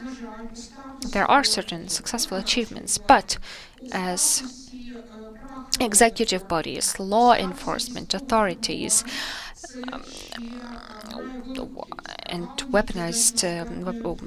weaponized units, there is a huge question whether they are successful in these activities. And number 4, consolidating the efforts of military units, state authorities, civil society in order to achieve protection of civilians and ensuring the rights and freedoms of the human being and the citizen. Thank you. Talking about those legal issues without understanding the general, without having the general understanding where it is in our legislative system, it's very complicated, it's very difficult. You know, our problems that different laws talk about different things. Maybe they seem correct, but they are contradictory. And there are new activities that are not covered by our legislation. So now, 2 more specific issues about the armed forces of Ukraine. Our next speaker is Colonel of Justice Viktor Masluk, head of the Department of Legal Services at the Ministry of Defense of Ukraine. I have several questions to you. In fact, after the first 2 speakers, we found out that it's a very complicated, it's a very contradictory sphere. And I'd like you to cover the following. First, the legal change from anti-terroristic operation to joint force operation. How much did it improve the situation with protection of civilians by all actors operating in the eastern Ukraine? But the subordinates, who has to do what? Is it already settled, or does it still need settling? And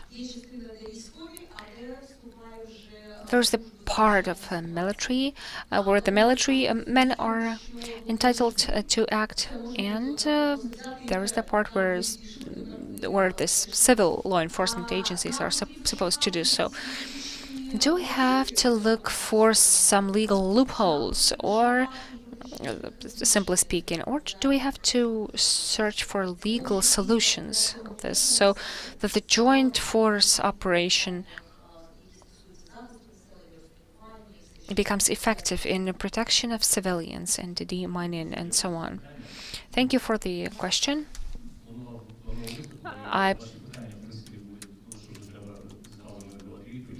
Well, actually, all of your questions can be covered generally in the speech that I'm about to have, that I'm about to hold. I'll ask each of your questions separately, but first, I'd like to begin with your question number 2. I think we need a continuous mechanism to find answers to these complicated questions in the legal sense. They need detailed study and defining the mechanism. In fact, for this, we need to create the center of the experience, the center for mitigating civilian casualties as an instrument to respond to complicated legal issues. On your first question, did the legal regime become better, legal framework, after when we developed our ATO into a joint force operation? Of course, after deoccupation law, the state policy on temporarily occupied territories. So the result was a more understandable legal framework. In fact, the law starts with provisions that all activity of state authorities is aimed at providing and ensuring the rights and freedoms of citizens according to the Constitution. So it's supposed to ensure safety of citizens by implementing state policy. This law describes the responsibilities and duties and the authorities of each of the state institutions, of the state bodies and authorities. But this law, as any legislative act, is not perfect and it needs amendments so that our legislation reflects the dynamic of the events in the joint force operations area. We need the center as an instrument, the center to be filled with experts who will run the study, the search for solutions, and implement the best practices by hosting training sessions for experts. Briefly, if I may, the Center for Advanced Experience, that could be a very complicated structure. So those trainings and studies are two important components. But there is number 3 also, the lawfare, as we say. So this Advanced Experience Center, Advanced Center of Advanced Studies, how helpful it will be to the Ministry of Justice, like it was in 2018 after the seizure of the Ukrainian ships and court-martial in Hamburg. So this Center of Advanced Experience will they tackle these complicated civil/military issues, naval issues, when you have to use the complex conventions. Why did we choose this specific advanced experience model?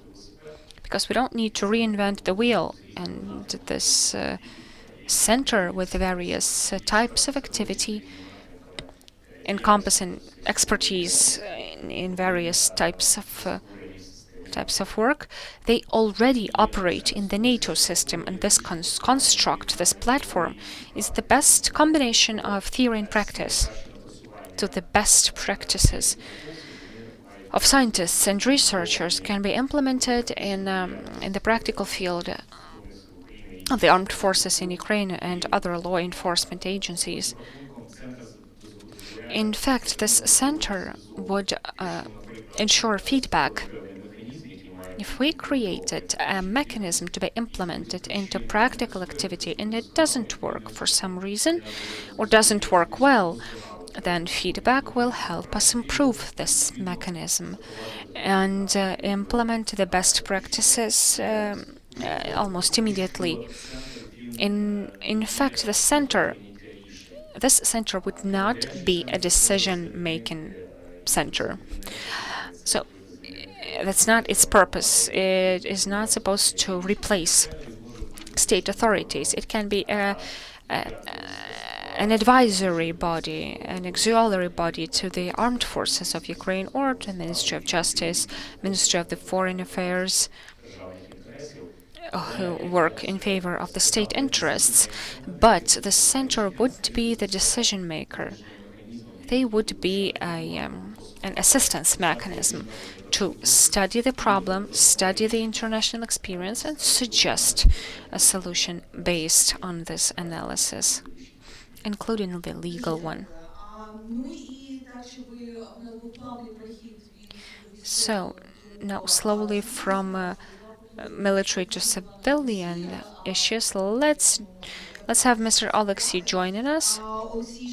The Alexei Shednikov, expert on civil-military coordination of the UN Office on Coordination of Human Affairs.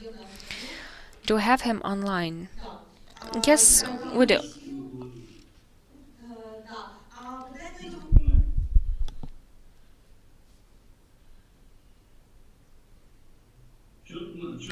Can you hear me? Yes, we hear you well.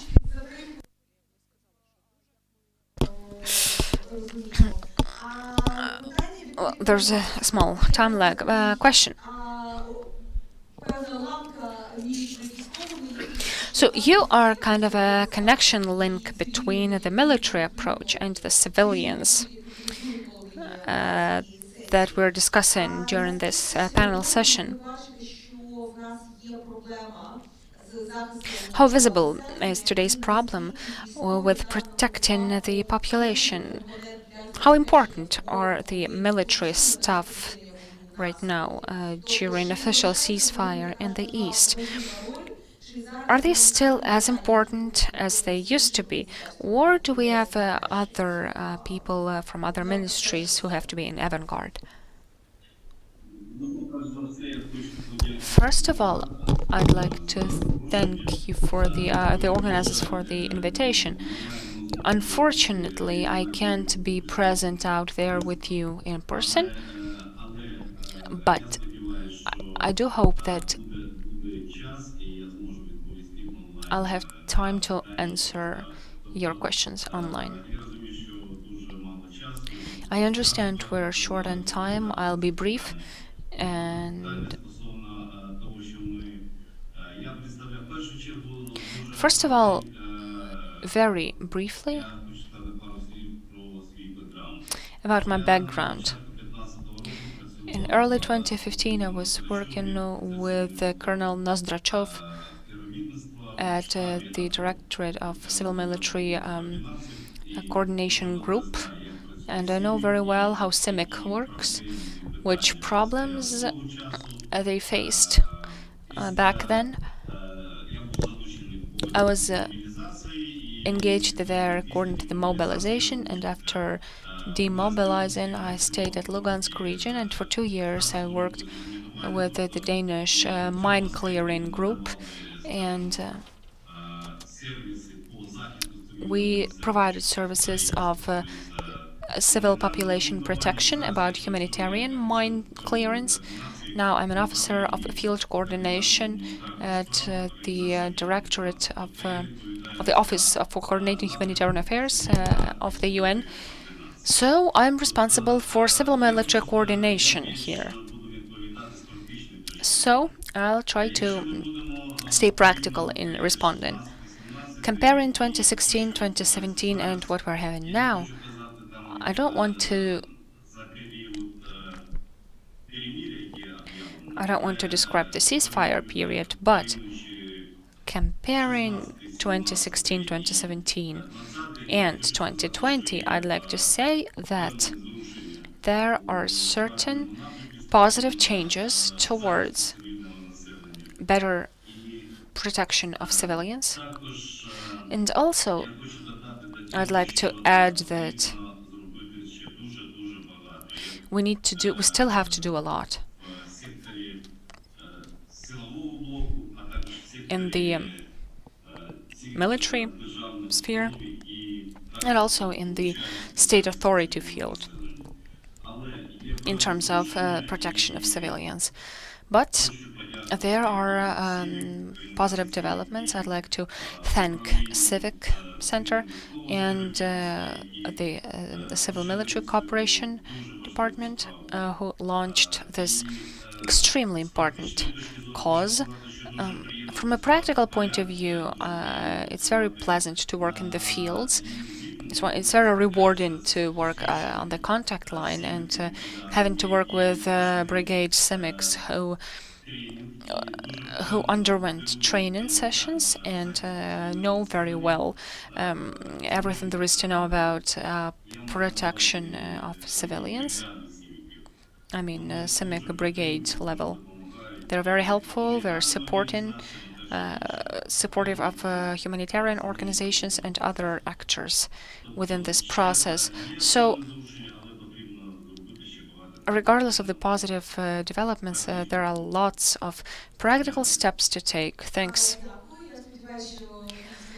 Thank you. I hope that after all of the speakers are done, we can have Mr. Alexei here again and address your questions to him.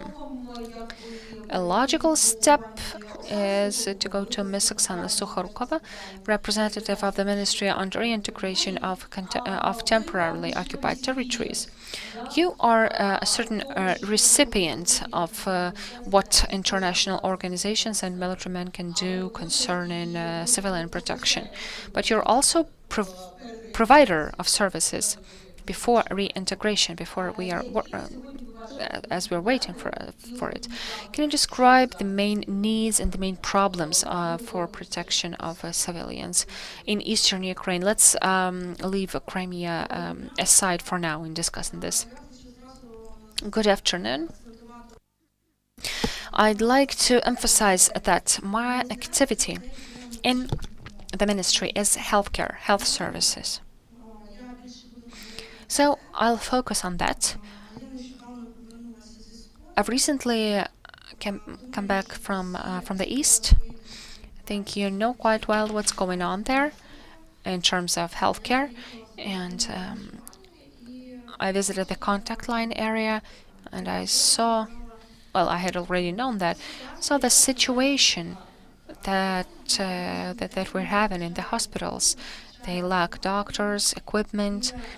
There's not enough 100% coverage of medical services for population in the red zone. So 5 kilometers from the contact line and so on. One of the examples, wonderful ones that I saw there was a group of reinforcement for military, for supporting doctors, the civilians, who are supporting them when they lack the medical stuff. Also, another tendency that's influencing is decentralization. We're also having the second stage of the medical reform and also the COVID pandemic. These three factors,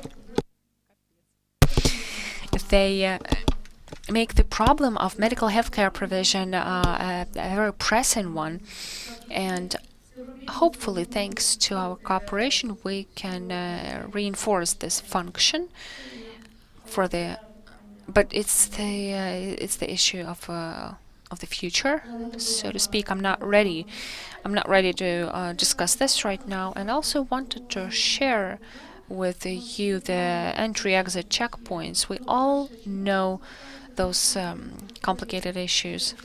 Why do people come to the territory of Ukraine from uncontrolled territories? What complicated issues they have to face?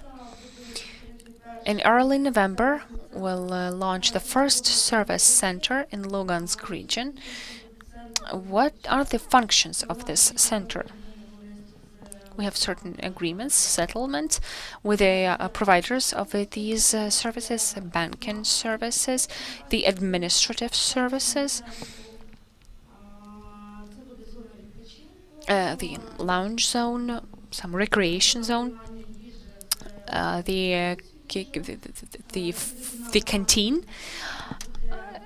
the mother and child checkpoint, and an examination room where the primary level doctor can see their patients and prescribe free medical aid medicine, which will be available there exactly in the premises of that center at the exit entry checkpoint territory. So the reform that started on April the 1st enhanced the opportunities for people from non-controlled territories, or for those who have to move all the time, change their residence. So we've facilitated the access to medical, to the healthcare services, because it does not depend right now on their residence status, where they are registered as citizens. There are hospitals of the tertiary level on the non-controlled territory, oncological centers. So right now, Donetsk and Lugansk regions are are cut off those services of highly specialized medical care. I know that in Kramatorsk and in Mariupol it's partly present and possible, but in Lugansk there is no the oncological ray equipment and radiation equipment. So the citizens of Donetsk and Lugansk regions even went for help, asked for help to the non-controlled territories in order to receive healthcare services, which is also a threat to their safety. Going there, asking for help, addressing them, not being able to receive those services on the territory of Ukraine.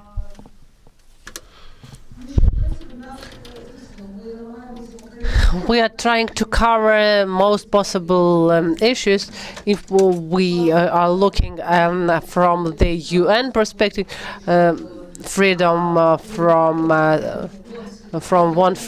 from fear, and I haven't found the Ukrainian adequate translation. And the third one, which appeared in the recent years, is the freedom of a good living. That's what you are mentioning. It's not just the needs as food or fare as for the life, but these are the services for education and for social life.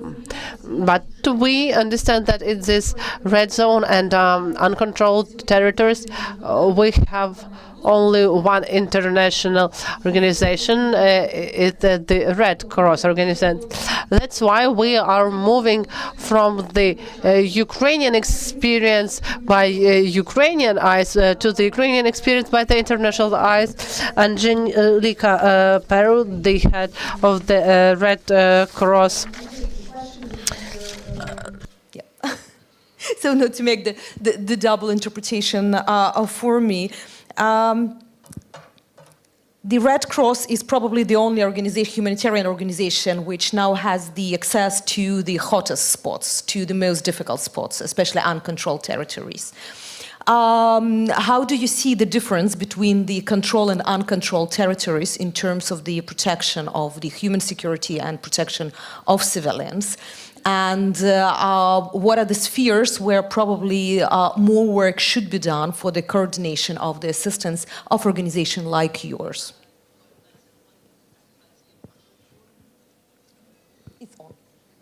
Thank you very much. Thank you very much for your questions. And I will answer the difference. I say that there's quite similar challenges that are faced for civilian population on both sides of a line of contact. And if it's possible to put some slides that I have, and just I will highlight what I was mainly concerned for the protection of the civilians. But maybe just starting to, as an introduction, to thank the Ukrainian Armed Forces, the CIMIC Directorate and the Civic for this invitation and the opportunity to discuss with you today. And as you mentioned, the ICRC has a large presence in Ukraine, and especially along the line of contact, and work closely with the civilian victims of the armed conflict, as well as with the Ukrainian armed forces for a better application of international humanitarian law, as well as working specifically with CIMIC to ensure that our teams can operate safely along the line of contact. And as mentioned by several speakers today, the ICRC welcomed the drafting of a strategy for the protection of civilians in armed conflict and is really looking forward for its adoption and its implementation with concrete steps. And we'll be willing to support when we will have these action plans and see what can be done together with the concerned. So I will be presenting 3 different topics. The main concerns about the protection of civilians, the dialogue ICRC has with weapon bearers, and the dissemination with Ukrainian armed forces. So if we look at the main concerns, I will go into 3 different categories. Again, the same for both civilians along the line of contact on both sides. The first will be the direct consequences of the conduct of hostilities. So when hostilities are taking place, populated areas are directly affected, including by the use of indirect weapons such as explosive weapons.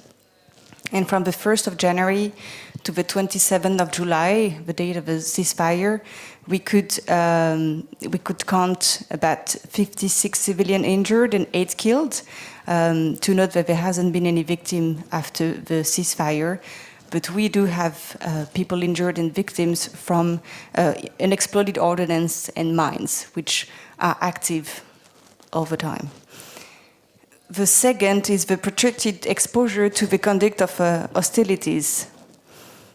So this is another concern because of the fact of this decrease in hostilities every year, as the volume is so therefore the consequences, direct consequences on civilians are decreasing as well. This protracted static nature of the conflict means that the communities on both sides of the line of contact are enduring a continuous degradation of their living conditions.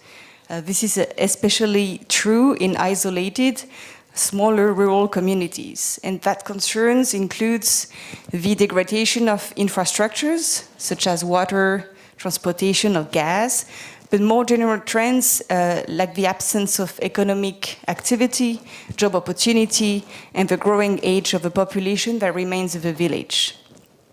We have to note that in some villages along the line of contact, the civilians are dependent of the militaries for medical evacuations, as ambulances may not have access everywhere. And third point, on essential infrastructures, it is a well-known fact that essential infrastructures are regularly exposed to hostilities. The most famous one includes the Donetsk filtration station and the Vasilievka first lift pumping station, and interruption of all services of these facilities could mean no water for hundreds of thousands of civilians on both sides. So the recent decrease in the volume of hostilities around these infrastructures is very positive. However, there are similar invisible consequences for these infrastructures, as even with a low level of hostilities, because it remains extremely challenging to operate, repair, maintain, or even to recruit and retain staff in order to work in such places. This leads to a constant, gradual degradation of services. Next slide, please. And the next. Just in few words, the dialogue, how do we operate if we have those concerns? So the basis of the dialogue, which is always bilateral and confidential, is the collection of allegations that we have teams every day on the front line, on both sides, documenting consequences and talking to civilians. So we have the issues which are shared by civilians living in governmental control area, and consequences of hostilities for civilians living in non-governmental control area. And our main purpose is to contribute to maximum level of precaution when conducting hostilities in populated area to avoid injuries, death, and damage to civilian people and buildings. And as we have a privileged presence in the field on both sides, we would like to contribute to the effort of the warring parties towards a better protection of civilians. And we engage operational dialogue for the respect of international humanitarian law, and CIMIC officers are essential in facilitating and establishing these contacts with ICRC, and we have very good positive experience in this regard. Next slide, please.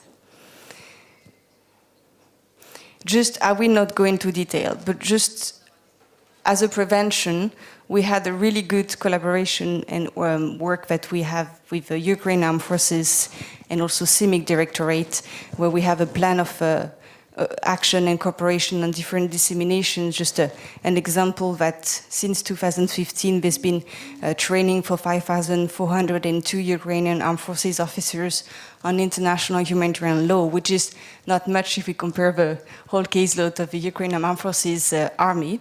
But this is where we're going, and really good collaboration. Maybe next slide.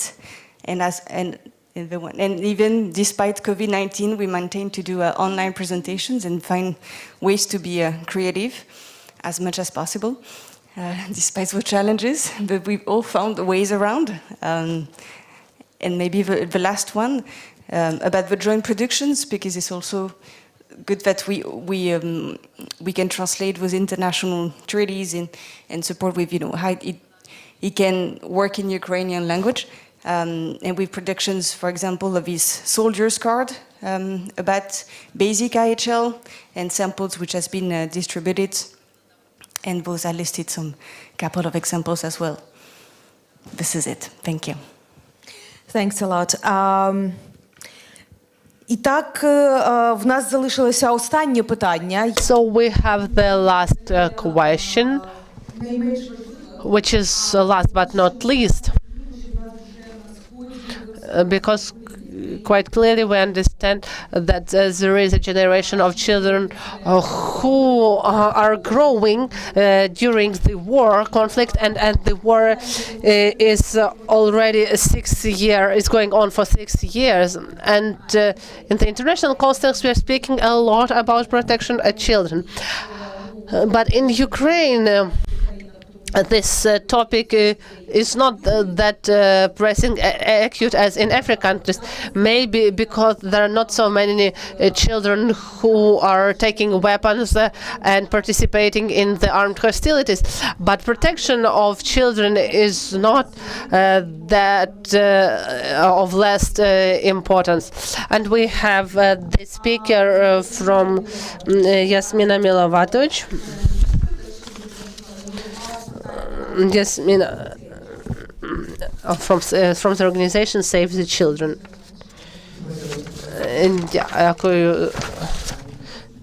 To speak today to all of you, but thank God we have a presentation. So I will just, while opening this topic and while speaking about children, I would like to be supported by the presentation. So today we will talk, as you said, about children in armed conflict in terms of endorsement of the Safe Schools Declaration by Ukrainian government, and further steps in terms of implementation by all relevant stakeholders. In the first place, it's the government, but also international organizations and UN agencies. Next slide, please.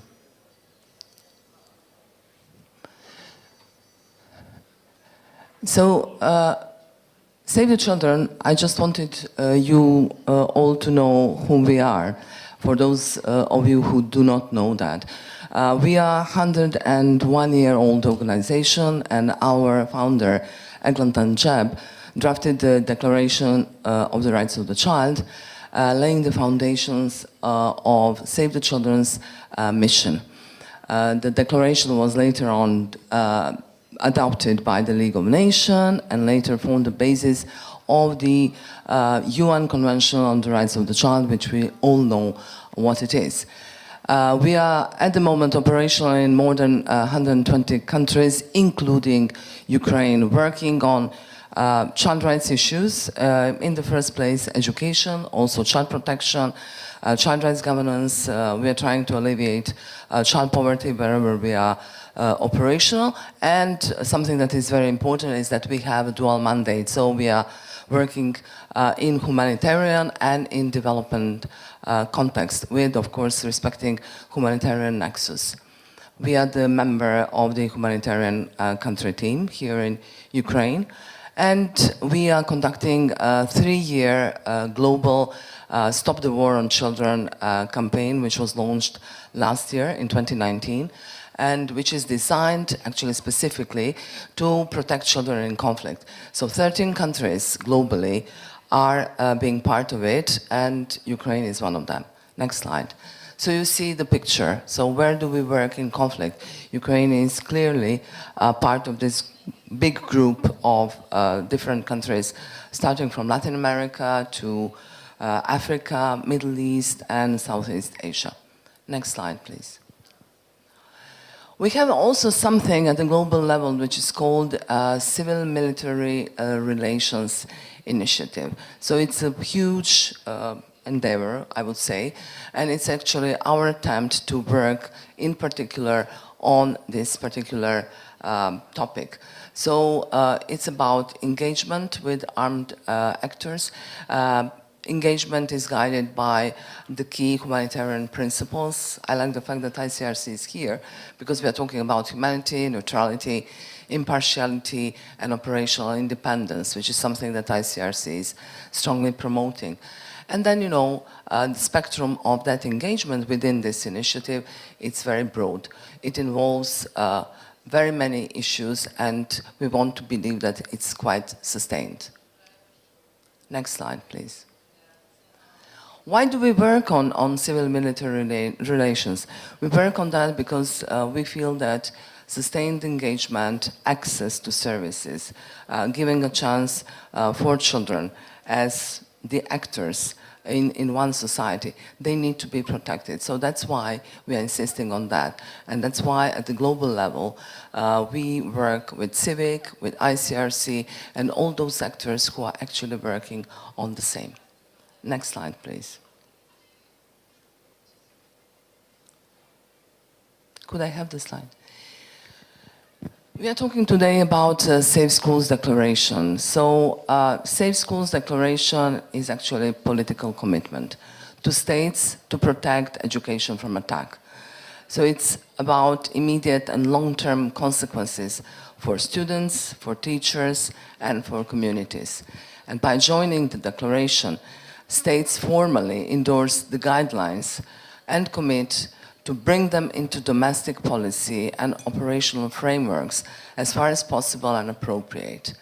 The declaration contains a number of commitments, such as collecting reliable data, providing assistance to the victims, strengthening the protective role of education in armed conflict, holding accountable those responsible of illegal attacks or military use, fostering exchange on and advocating for the protection of education in international fora. Thanks to Save the Children as an organization who were leading on these efforts and partners, upon the presidential decree, Ukraine last year endorsed the Safe Schools Declaration in November 20th. On November 20th. Safe Schools Declaration is being globally supported today by 105 countries since its launch at the Oslo Conference on Safe Schools in May 2015. So for 5.5 years, we are having this many countries. Next slide, please. When it comes to implementation, once when you endorse the declaration, of course you have to implement it. So we started last year, immediately upon the endorsement, with serial of trainings for civil-military cooperation officers. And that was carried out in December last year. Actually, it was CIVIC who helped us deliver those trainings, and we had consecutive trainings in Kiev, Kramatorsk, Severodonetsk, and Mariupol. So more than 50 officers from the general staff and all the brigades acting in the conflict were trained on the Safe Schools Declaration and the guidelines for protecting schools and universities from military use during armed conflict. So these two documents are quite important, and they were part of the training agenda. Of course, we are supporting the government and we contributed to the Safe Schools Declaration National Implementation Plan. This work is being led by the Ministry of Education, and what we are saying in our contribution is let us set up interministerial working group consisting of relevant ministries. When we say relevant, that means Ministry of Defense, Ministry of Justice, it means Presidential and Parliamentary Ombudsman / Commissioner for Child Rights. That means Ministry of Foreign Affairs, Ministry of Internal Affairs, because they all have their place in that national action plan. So that plan, according to the information to date, has to be formally adopted by the government by the end of 2020. As I said, the Ministry of Education is working on that. So what is our key areas of contribution? We will definitely continue delivering trainings for civil military officers and Ukrainian army forces on the Safe Schools Declaration and the guidelines. We will provide support to the government in terms of clarifying the government's policy on use of schools and universities during armed conflict. And as part of our global advocacy, we will integrate in all those state reports to relevant treaty monitoring bodies and mechanisms information in terms of monitoring, preventing, and protection of educational facilities, also students and teachers against attack and against military use in situation of armed conflict. Next slide, please. Finally, in terms of our contribution to the plan, we will support the Ministry of Foreign Affairs and UN-Ukrainian mission in raising the protection in all those fora. Today we spoke about UN Security Council, about different resolutions. So we will try actually to support those people from the Ministry of Foreign Affairs, and we want to use Ukraine example as an example of good practice. Of course, the precondition is implementation. We will also roll out conflict-sensitive education, something that we have been doing for a while. And something for the end of this presentation. Very fresh information, something that is coming from 200 education facilities. This is a recent data from October, which means from this month. It's a school survey in government-controlled areas, which is done by the Ukrainian cluster, Ukraine Education Cluster, which is a part of humanitarian country team, in rayons along the contact line. So the question, which was part of that survey, was what are the main safety concerns on the territory of your education facilities? 27 respondents, so which is like 1/4, they said close military presence. 11% they said UXOs, 10% said checkpoints, 9% said shelling. The survey, as I said, was conducted in quite a big number of education facilities, including kindergartens, vocational schools, and primary and secondary schools. Thank you. Thank you very much. Ну що, в нас з вами залишається 35 хвилин, достатньо часу. We have 35 minutes left for questions and answers. So for questions and answers, you're very scattered along the room, so please make sure to hold your hand high if you want to ask the question. Please be brief in asking, in phrasing your questions, so that we have as much time as possible. So let me start and address my question to Alexei. He was the one who provoked this question, basically. We really do have a large number of military men who were trained during foreign military operations and experienced. Almost 70% was related to protection of civilians in the larger scope. They had the experience, the understanding, the skills and knowledge. Let's remember the mission in Lebanon. The mine clearing is something that people are still grateful to our military men. So initiative and intuition That's what the standards of NATO called for.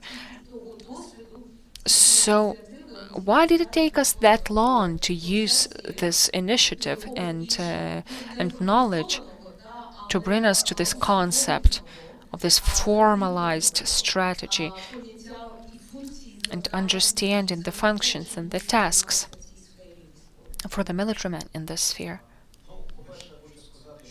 First of all, let me say that I mean all of the countries in the world, if we finally approve the protection of civilians national strategy, we will be country number 5 in the world that approved this strategy.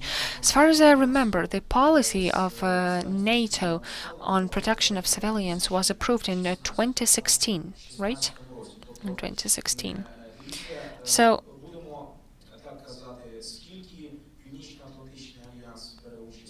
for how long has NATO participated in operations, including the peace building and peacekeeping operations? Only in 2016 did they create this respective policy. So taking into account Ukraine's status at war, and taking into account part of our territory had been occupied, and we already have a strategy pending approval. And it took a decade for NATO countries to develop their policies. So I think compared to the general situation, we are pretty quick in developing the strategy for our armed conflict. Second, our country received experience of peace-building operations, peace-building missions.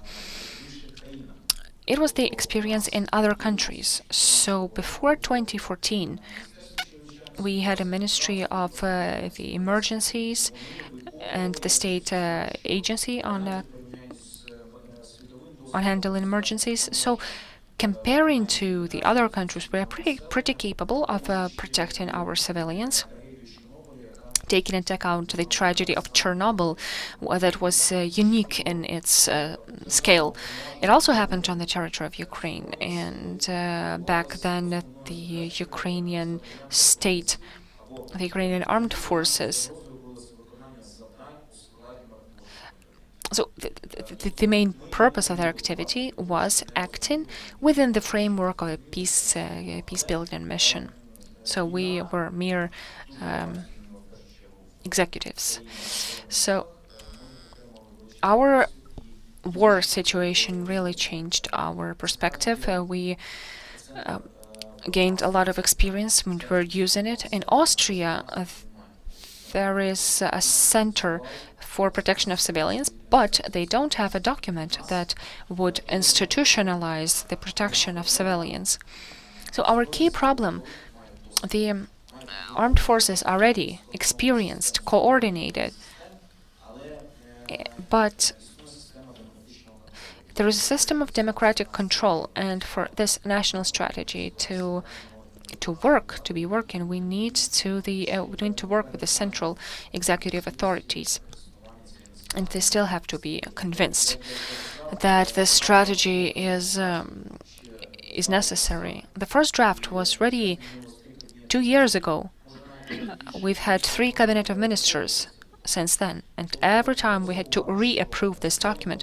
Every time the armed conflict, the war, is not just about the military, it's not just about the armed forces. It's the issue of the entire country and each branch of state authorities. The armed forces of Ukraine are quite progressive. Not even without the approval of the chief commander, I can show you there is a doctrine approved of civil-military cooperation. Several months ago, they have defined the tasks of the military to protect the civilians. It includes all components we've been describing today: the gender issue, protection of children, protecting education facilities, and other issues. So More than once, the military experts mentioned today that in Western countries, the military, I think Ukraine can be attributed to the Western type countries. So we are creating conditions for the state's civilian structures to bring the country forward. We are the concrete foundation to uphold other parts of the society. We will not undertake complete control over these structures. Even the national strategies, the joint forces commandment, they don't have the authority of recording and mitigating civilian loss. All of the other parts, all the other spheres of accountability will be in the hands of the civilians. Hopefully, the approval would not take another 2 years. So far, this government is here. We never know how long that lasts. But next question, Mr. Victor. You described us all about the center, but when? When is it going to happen? It made me remember one mural in Odessa. It's gonna be all right, and there's a small line underneath saying when. When is it going to be all right? So your idea is wonderful, but when is it going to happen? I don't think I'm the one to be answering this question. But the civil-military cooperation is not entitled to fully answer this question. I can just say that we've done a lot. Currently, we've created a legislative base, and we've mentioned it. One of the main documents is the annual national program, Ukraine and NATO for the year 2020, approved by decree number 203 of the President of Ukraine. And it includes the Center for Protection of Civilians and Countering Hybrid Aggression. So the basis of creating such center is there, and the project of the national strategy 2020, the strategy 2030, also foresees creating such center. So it will be another step to enforce the legislative base to create such center. So the annual program, this year it was prepared according to new standards with application and monitoring, and this year we're having the first online monitoring mission, distance online mission, but we're going to have to see how we implemented this program. So the annual national program, as far as I know, it's around the points that has not been fulfilled. Not really. We created the concept documents for this. It doesn't mean that the center will continue operating this year or the beginning of the next one. So we had to prepare the concepts, fundamentals. So the strategy, the white paper and the strategy. So the perspectives of the center, how it will work. There is a certain understanding of what the center is going to do, the strategic goals, where will the center move. I don't know if you have enough time to discuss this, but this is a very wide topic. I think we can discuss it in detail, time-wise. But what issues, what questions, we have the vision. Miss Irina, do I understand correctly from your presentation that on the national level, the national security strategy that's been effective for almost a month. It's the first document that records on this very serious level the things that are prepared on the next level. So basically, it's the first national-wide document that encompasses civilian protection. During the previous version of the strategy, we mentioned the human rights and freedoms protection, but it was not so central back then. In the updated strategy is very human-centered. It quotes Article 3 of the Constitution. The human is the purpose and the essence of any authority, any government authority. But nobody actually protected the human before in Ukraine on this strategic level of documents. So in the court decisions, they mention the court practice of the European Court on Human Rights and the modern practice of protecting the human is moving alongside Euro integration lines.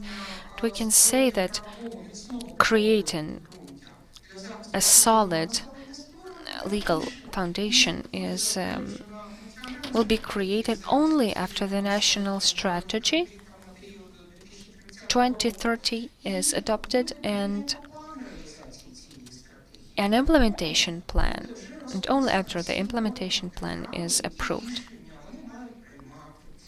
Every government body will receive a task, which decisions to take, which documents to prepare, which laws to amend. Only after that we will be able to say that we have a legal foundation. For now, in my opinion, we are moving chaotically. We have certain improvements, but they are quite random, and they are the results of the energy and professionalism of specific officials, but not a result of a unified national strategy.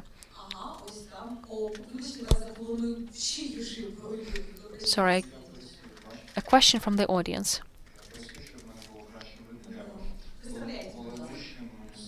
Oleg Gushin, Shevchenko University. In fact, your first remark was very illustrative, Ms. Hanna. You said we had to act in the legal field. Feels like this legal sphere, legal field is something concrete, and it's immobile, it's unchangeable. In fact, the legal field is quite a flexible sphere. It's a construct that is prone to change, and we have to change it based on what's going on in the society.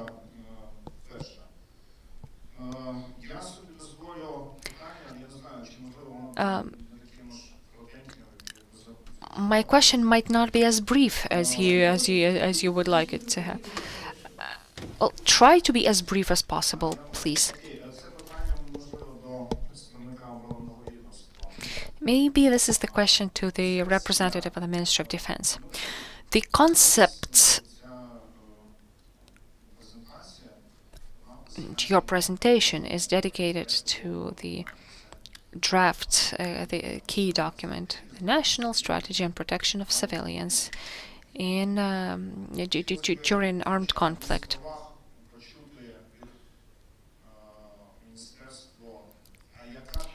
The ministry, can you describe it just in a couple of words? What concepts shall the strategy have? Because we've been theoreticizing a lot, and I'd like to hear some specifics about the national strategy draft paper. Why am I asking that? Because Mr. Alexei when he asked why there is inertia in the thinking of our government. Let's remember when it all began in 1999. The Security Council Resolution 1265.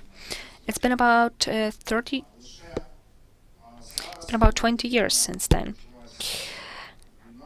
Now, with the war, with the ongoing conflict, the Ukrainian government and its best representatives started to realize that the classical international humanitarian law is not enough already.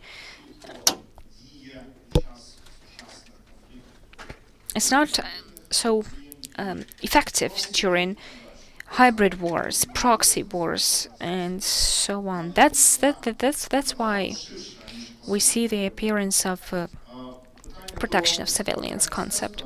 So what I'm asking, my question to the ministry, to the representative of the Ministry of Defense, as we strive to create a center for advanced experience, the annual national program of 2019,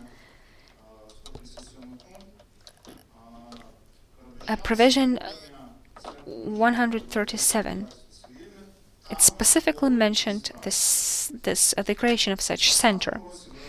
In 2020, in the annual plan, you suggest to create the Center for Advanced Experience on protection of civilians and countering hybrid aggression. So this sounds weird to me. An entire year.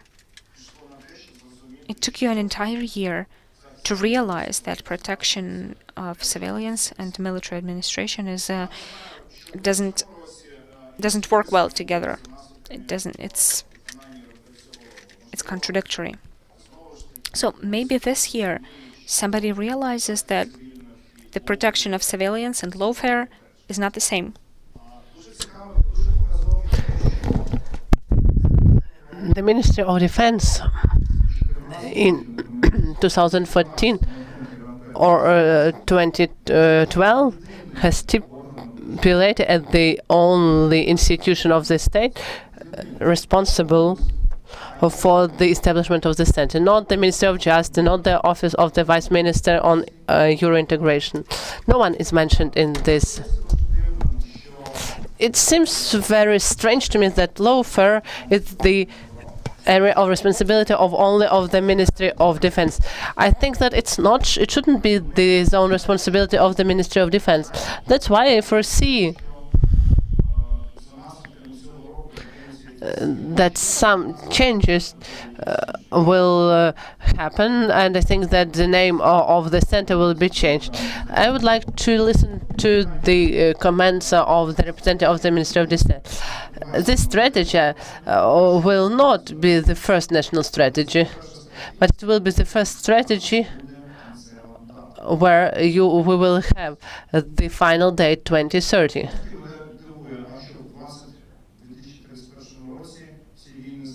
So you think that in 2031 there will be no wars, or we will reach the final aims in protection of civilians?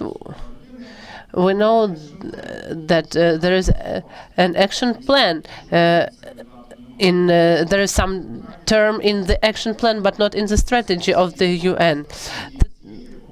That's why there is a question: why is the final date in this concept? So I know at least two more strategies, which the development of naval forces till 2034-35, and there are some more strategies of this level linked to the public diplomacy, which have the final date. So the first question to you: why the date was changed from 2019 to 2020, and about the national strategy, I think that Alexei Alexeyevich will tell us more. I'm very thankful to your questions, Mr. Professor, and to tell more for the audience and to answer to your question. And it was rightly mentioned during our event.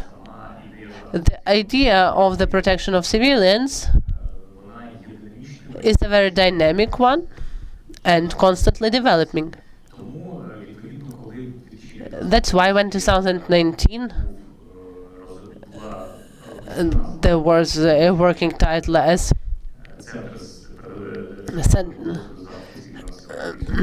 Center of Excellence for the protection of civilians and military administration. This notion of military administration was something new for Ukraine.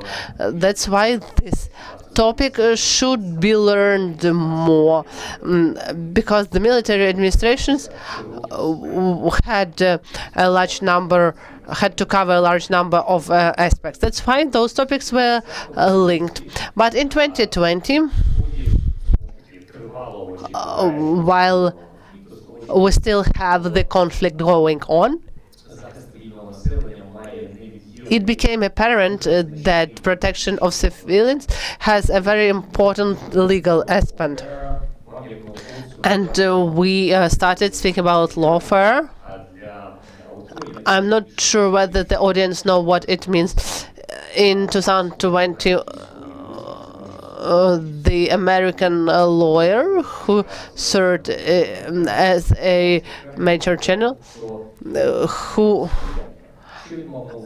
first used this law firm, which means that a law is used as a military tool. So, but here we speak about the overusage of law, and it was linked with Hezbollah, which placed in schools or other civilian dwellings some military launching rocket launchers and so on. So there were two aims. First, to make those military objects immune, and they thought that Israel, who is following the humanitarian law, will not shell the humanitarian objects, and if those objects will be shelled, then there will be massive casualties on the part of the civilians, and then the terroristic organization Hezbollah will have the possibility to name Israel a violator of international humanitarian law. And we know that Hezbollah, due to its affiliated organizations, submitted a lot of suit cases to the International Criminal Court to bring to liability the Israeli leadership for the committed war crimes. From this example, we can see that the civilians becomes both an object of attack and at the same time the victim of this misusage. So it's abuse of law, in fact, creating such conditions that the law can be abused. And in our law, we are saying that the law should be used in this way, that the subjects, and in our case it's Russian Federation, and we know how the law was abused by the Russian Federation while occupying the Crimea, so they conducted a fake referendum. For the Russian Federation, everything was conducted in the legal framework. So in order to ISIS, Hezbollah, and Russian Federation wouldn't have the possibility to act like this, then the law should be planned. So that's a very comprehensive question. It will take much more time to explain what it means. Thanks a lot. I think that during our reception, you could speak about lawfare while drinking some tea. And we are coming back to the main document, national strategy, what it is about.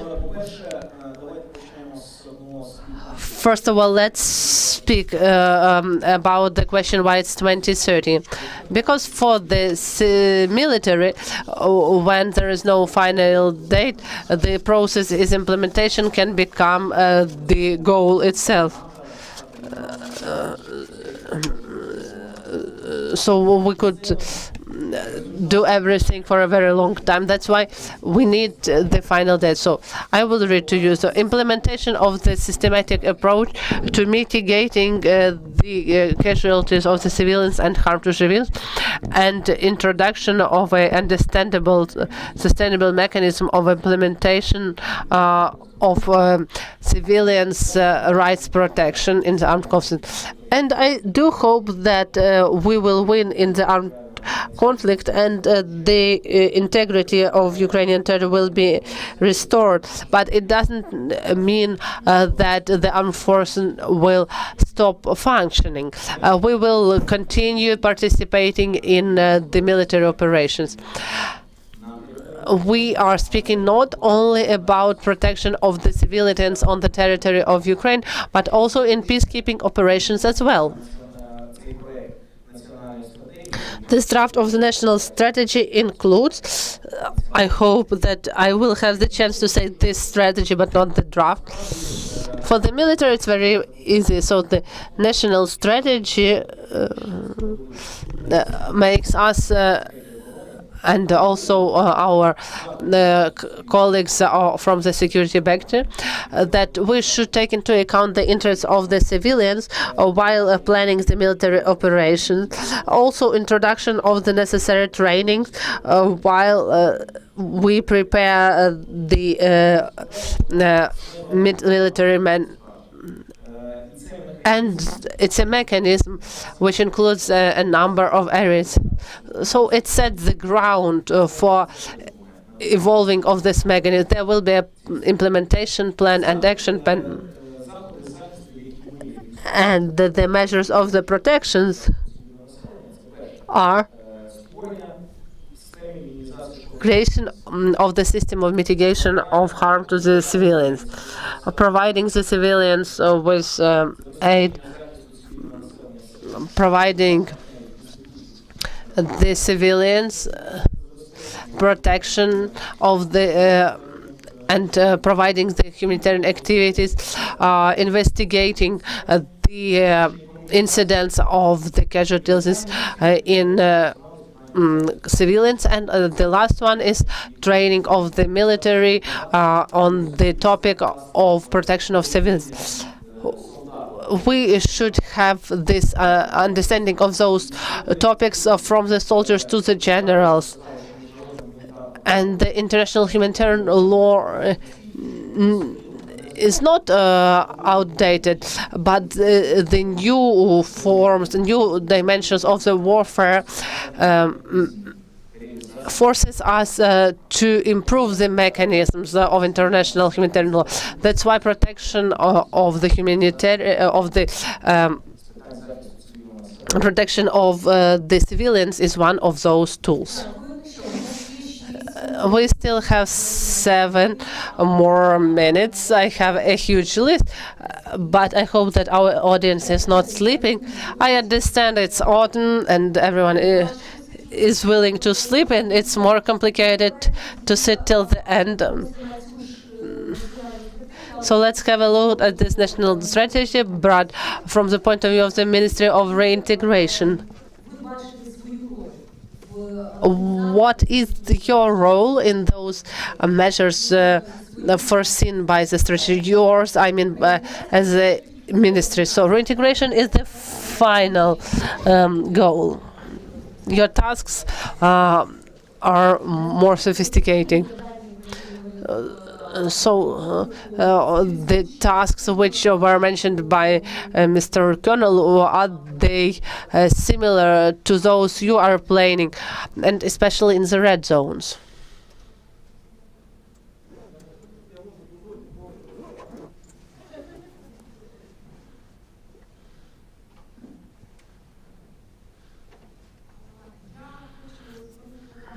I would like to pay attention that I'm dealing with medicine,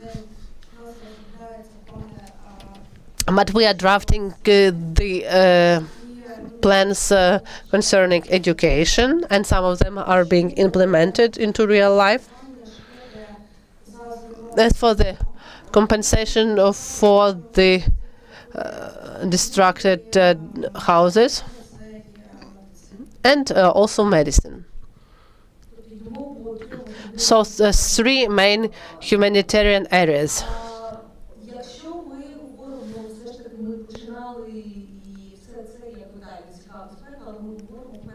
We are speaking about prevention, first of all. So the strategy is also aimed at prevention.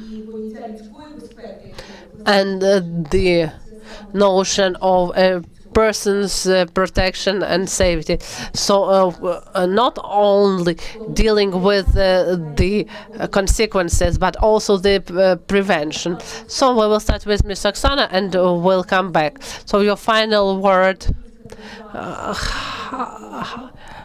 Is Ukraine as a state ready to protect the threats from the humanitarian dimension, not dealing with compensation, but to achieve the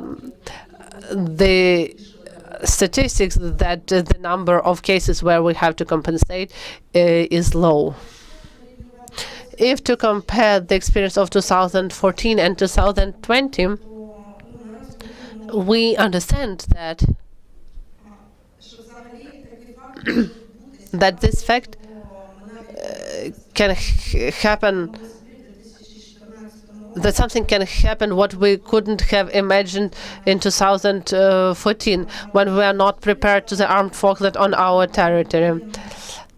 Reacting to such challenges by the state authorities, I cannot say that we are ready 100%. When we are saying and when we are speaking about the security in the conflict area, we see that what we have with the COVID pandemic, and it's also a security threat to those who live on the Ukrainian territory, both citizens and non-residents.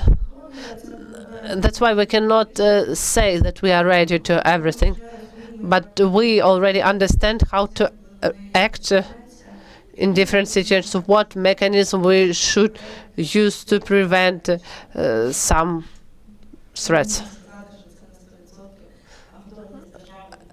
I cannot say that we are ready for 100% ready to any issues linked with the security of a person. Thank you. As for the prevention of violation of human rights in the context of prevention of civilians, unfortunately, within the last 10 years, the legal regulation was devastating. The most structured is the anti-corruption legal framework, because a lot of bylaws were adopted which regulate both their obligations, the rights and collaboration between citizens and state institutions. As for the protection of civilians is needed, then the right is abused, then some circumstances or conditions led to this. We used to have such prevention of crimes programs, but For the last year, this practice was not renewed. Usually, we used to have it for 5 years. Maybe this issue could be solved if we include the violation of rights of civilians in the armed conflicts in the program of the crime prevention programs.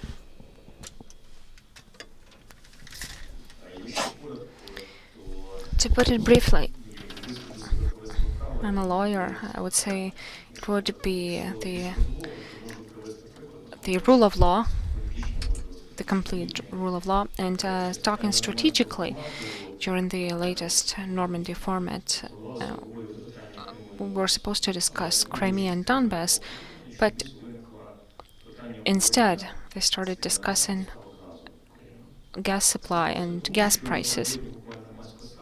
It happened because before the summit, the International Arbitrary Court decided to satisfy the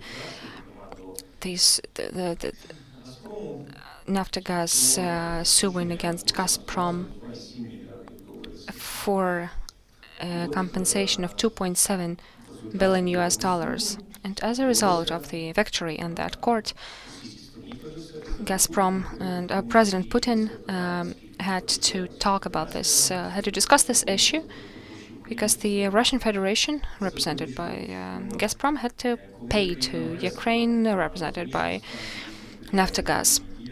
So when they realized they would have to answer for what they've done, for their words, for their actions, it became a good lesson to not violate the rights of another independent subject.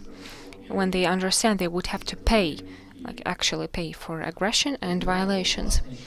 So the sooner Ukraine receives a working mechanism of countering Russian aggression in the legal field, the sooner we become using national and international instruments of influence in the aggressor, the sooner we get rid of this threat, looming threat against Ukraine. So the rule of law is my answer. Angelika, please.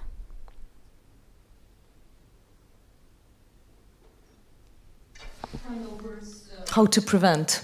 So to have less cases of for necessity of protection. I mean, this is a last word on a big questions. No, to prevent, I think it's this integration of international humanitarian law and customary law into practice, and this is raising the awareness if there's any just violations or suspicion of violations from the civilians, and having the weapon bearers trained and aware and taking measures. This is about as it has been the case for the Ukrainian armed forces, really developing international humanitarian law in the curricula, having those trainings for pre-deployment in theater, and just I think this is the best prevention is knowledge, and then taking corrective measures. Not only knowledge is one thing, but after taking corrective measures, if any, that's Thank you. Ну, я зрозумів, що я передостанній. In fact, I understand that I'm the last one before the moderator speaks. Unfortunately, with losses, destruction, and victims, Ukraine gained a very useful experience. Ukraine has huge potential and capacities, but our Achilles heel is concentration, is the ability to concentrate, is the ability to join our forces, to combine our forces, the armed forces, the law enforcement agencies, in the direction of combining our effort. So the comprehensive approach is lagging behind here now. So this comprehensive approach is yet to achieve. Preventive measures in armed forces happens in 3 points, in 3 directions. Introducing the planning measures, introduction of the specific production-oriented training, comprehensive military training, and implementing these principles in the practical activity of the armed forces. If we manage to do it, it will be the best preventive measure, the best preventive instrument, also for our colleagues from other military units, and all aspects of all elements of security and defense.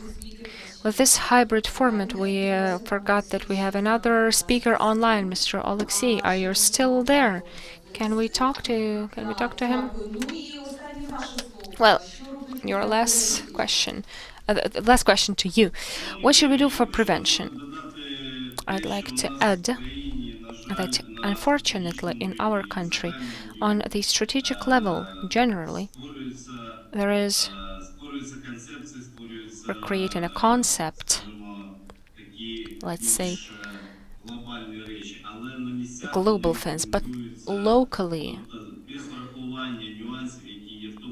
they are not so applicable.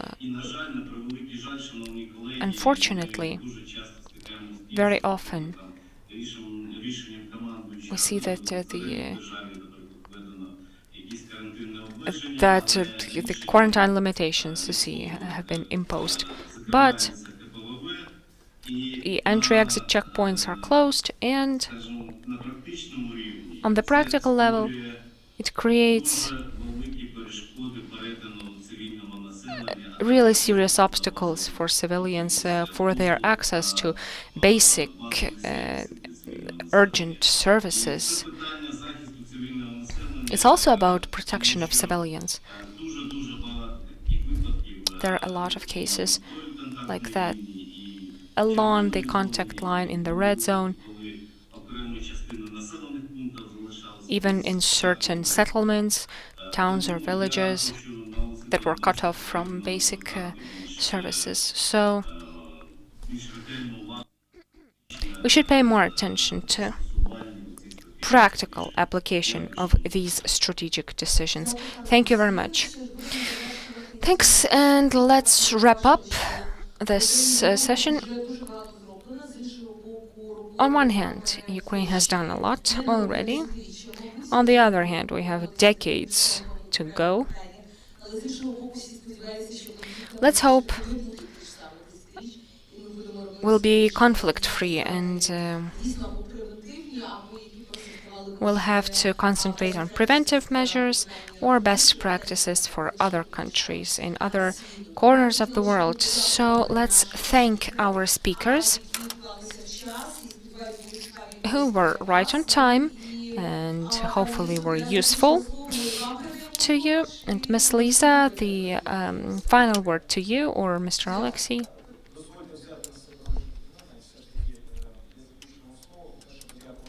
First of all, I thank my thanks to all of the participants of today. Brief summary. Our armed forces have done a lot. This conference is another contribution to the joint cause of protecting our state. Implementation of the best practices and standards of international organizations. Again, my thanks to all international organizations, all participants, our partners, the Center for Civil Protection, Civilians Protection, for organizing this conference and having quite an efficient, fruitful day. Tomorrow we'll have less time and we'll have less experts, so fewer experts. So this is an annual conference. There's a lot to look forward to.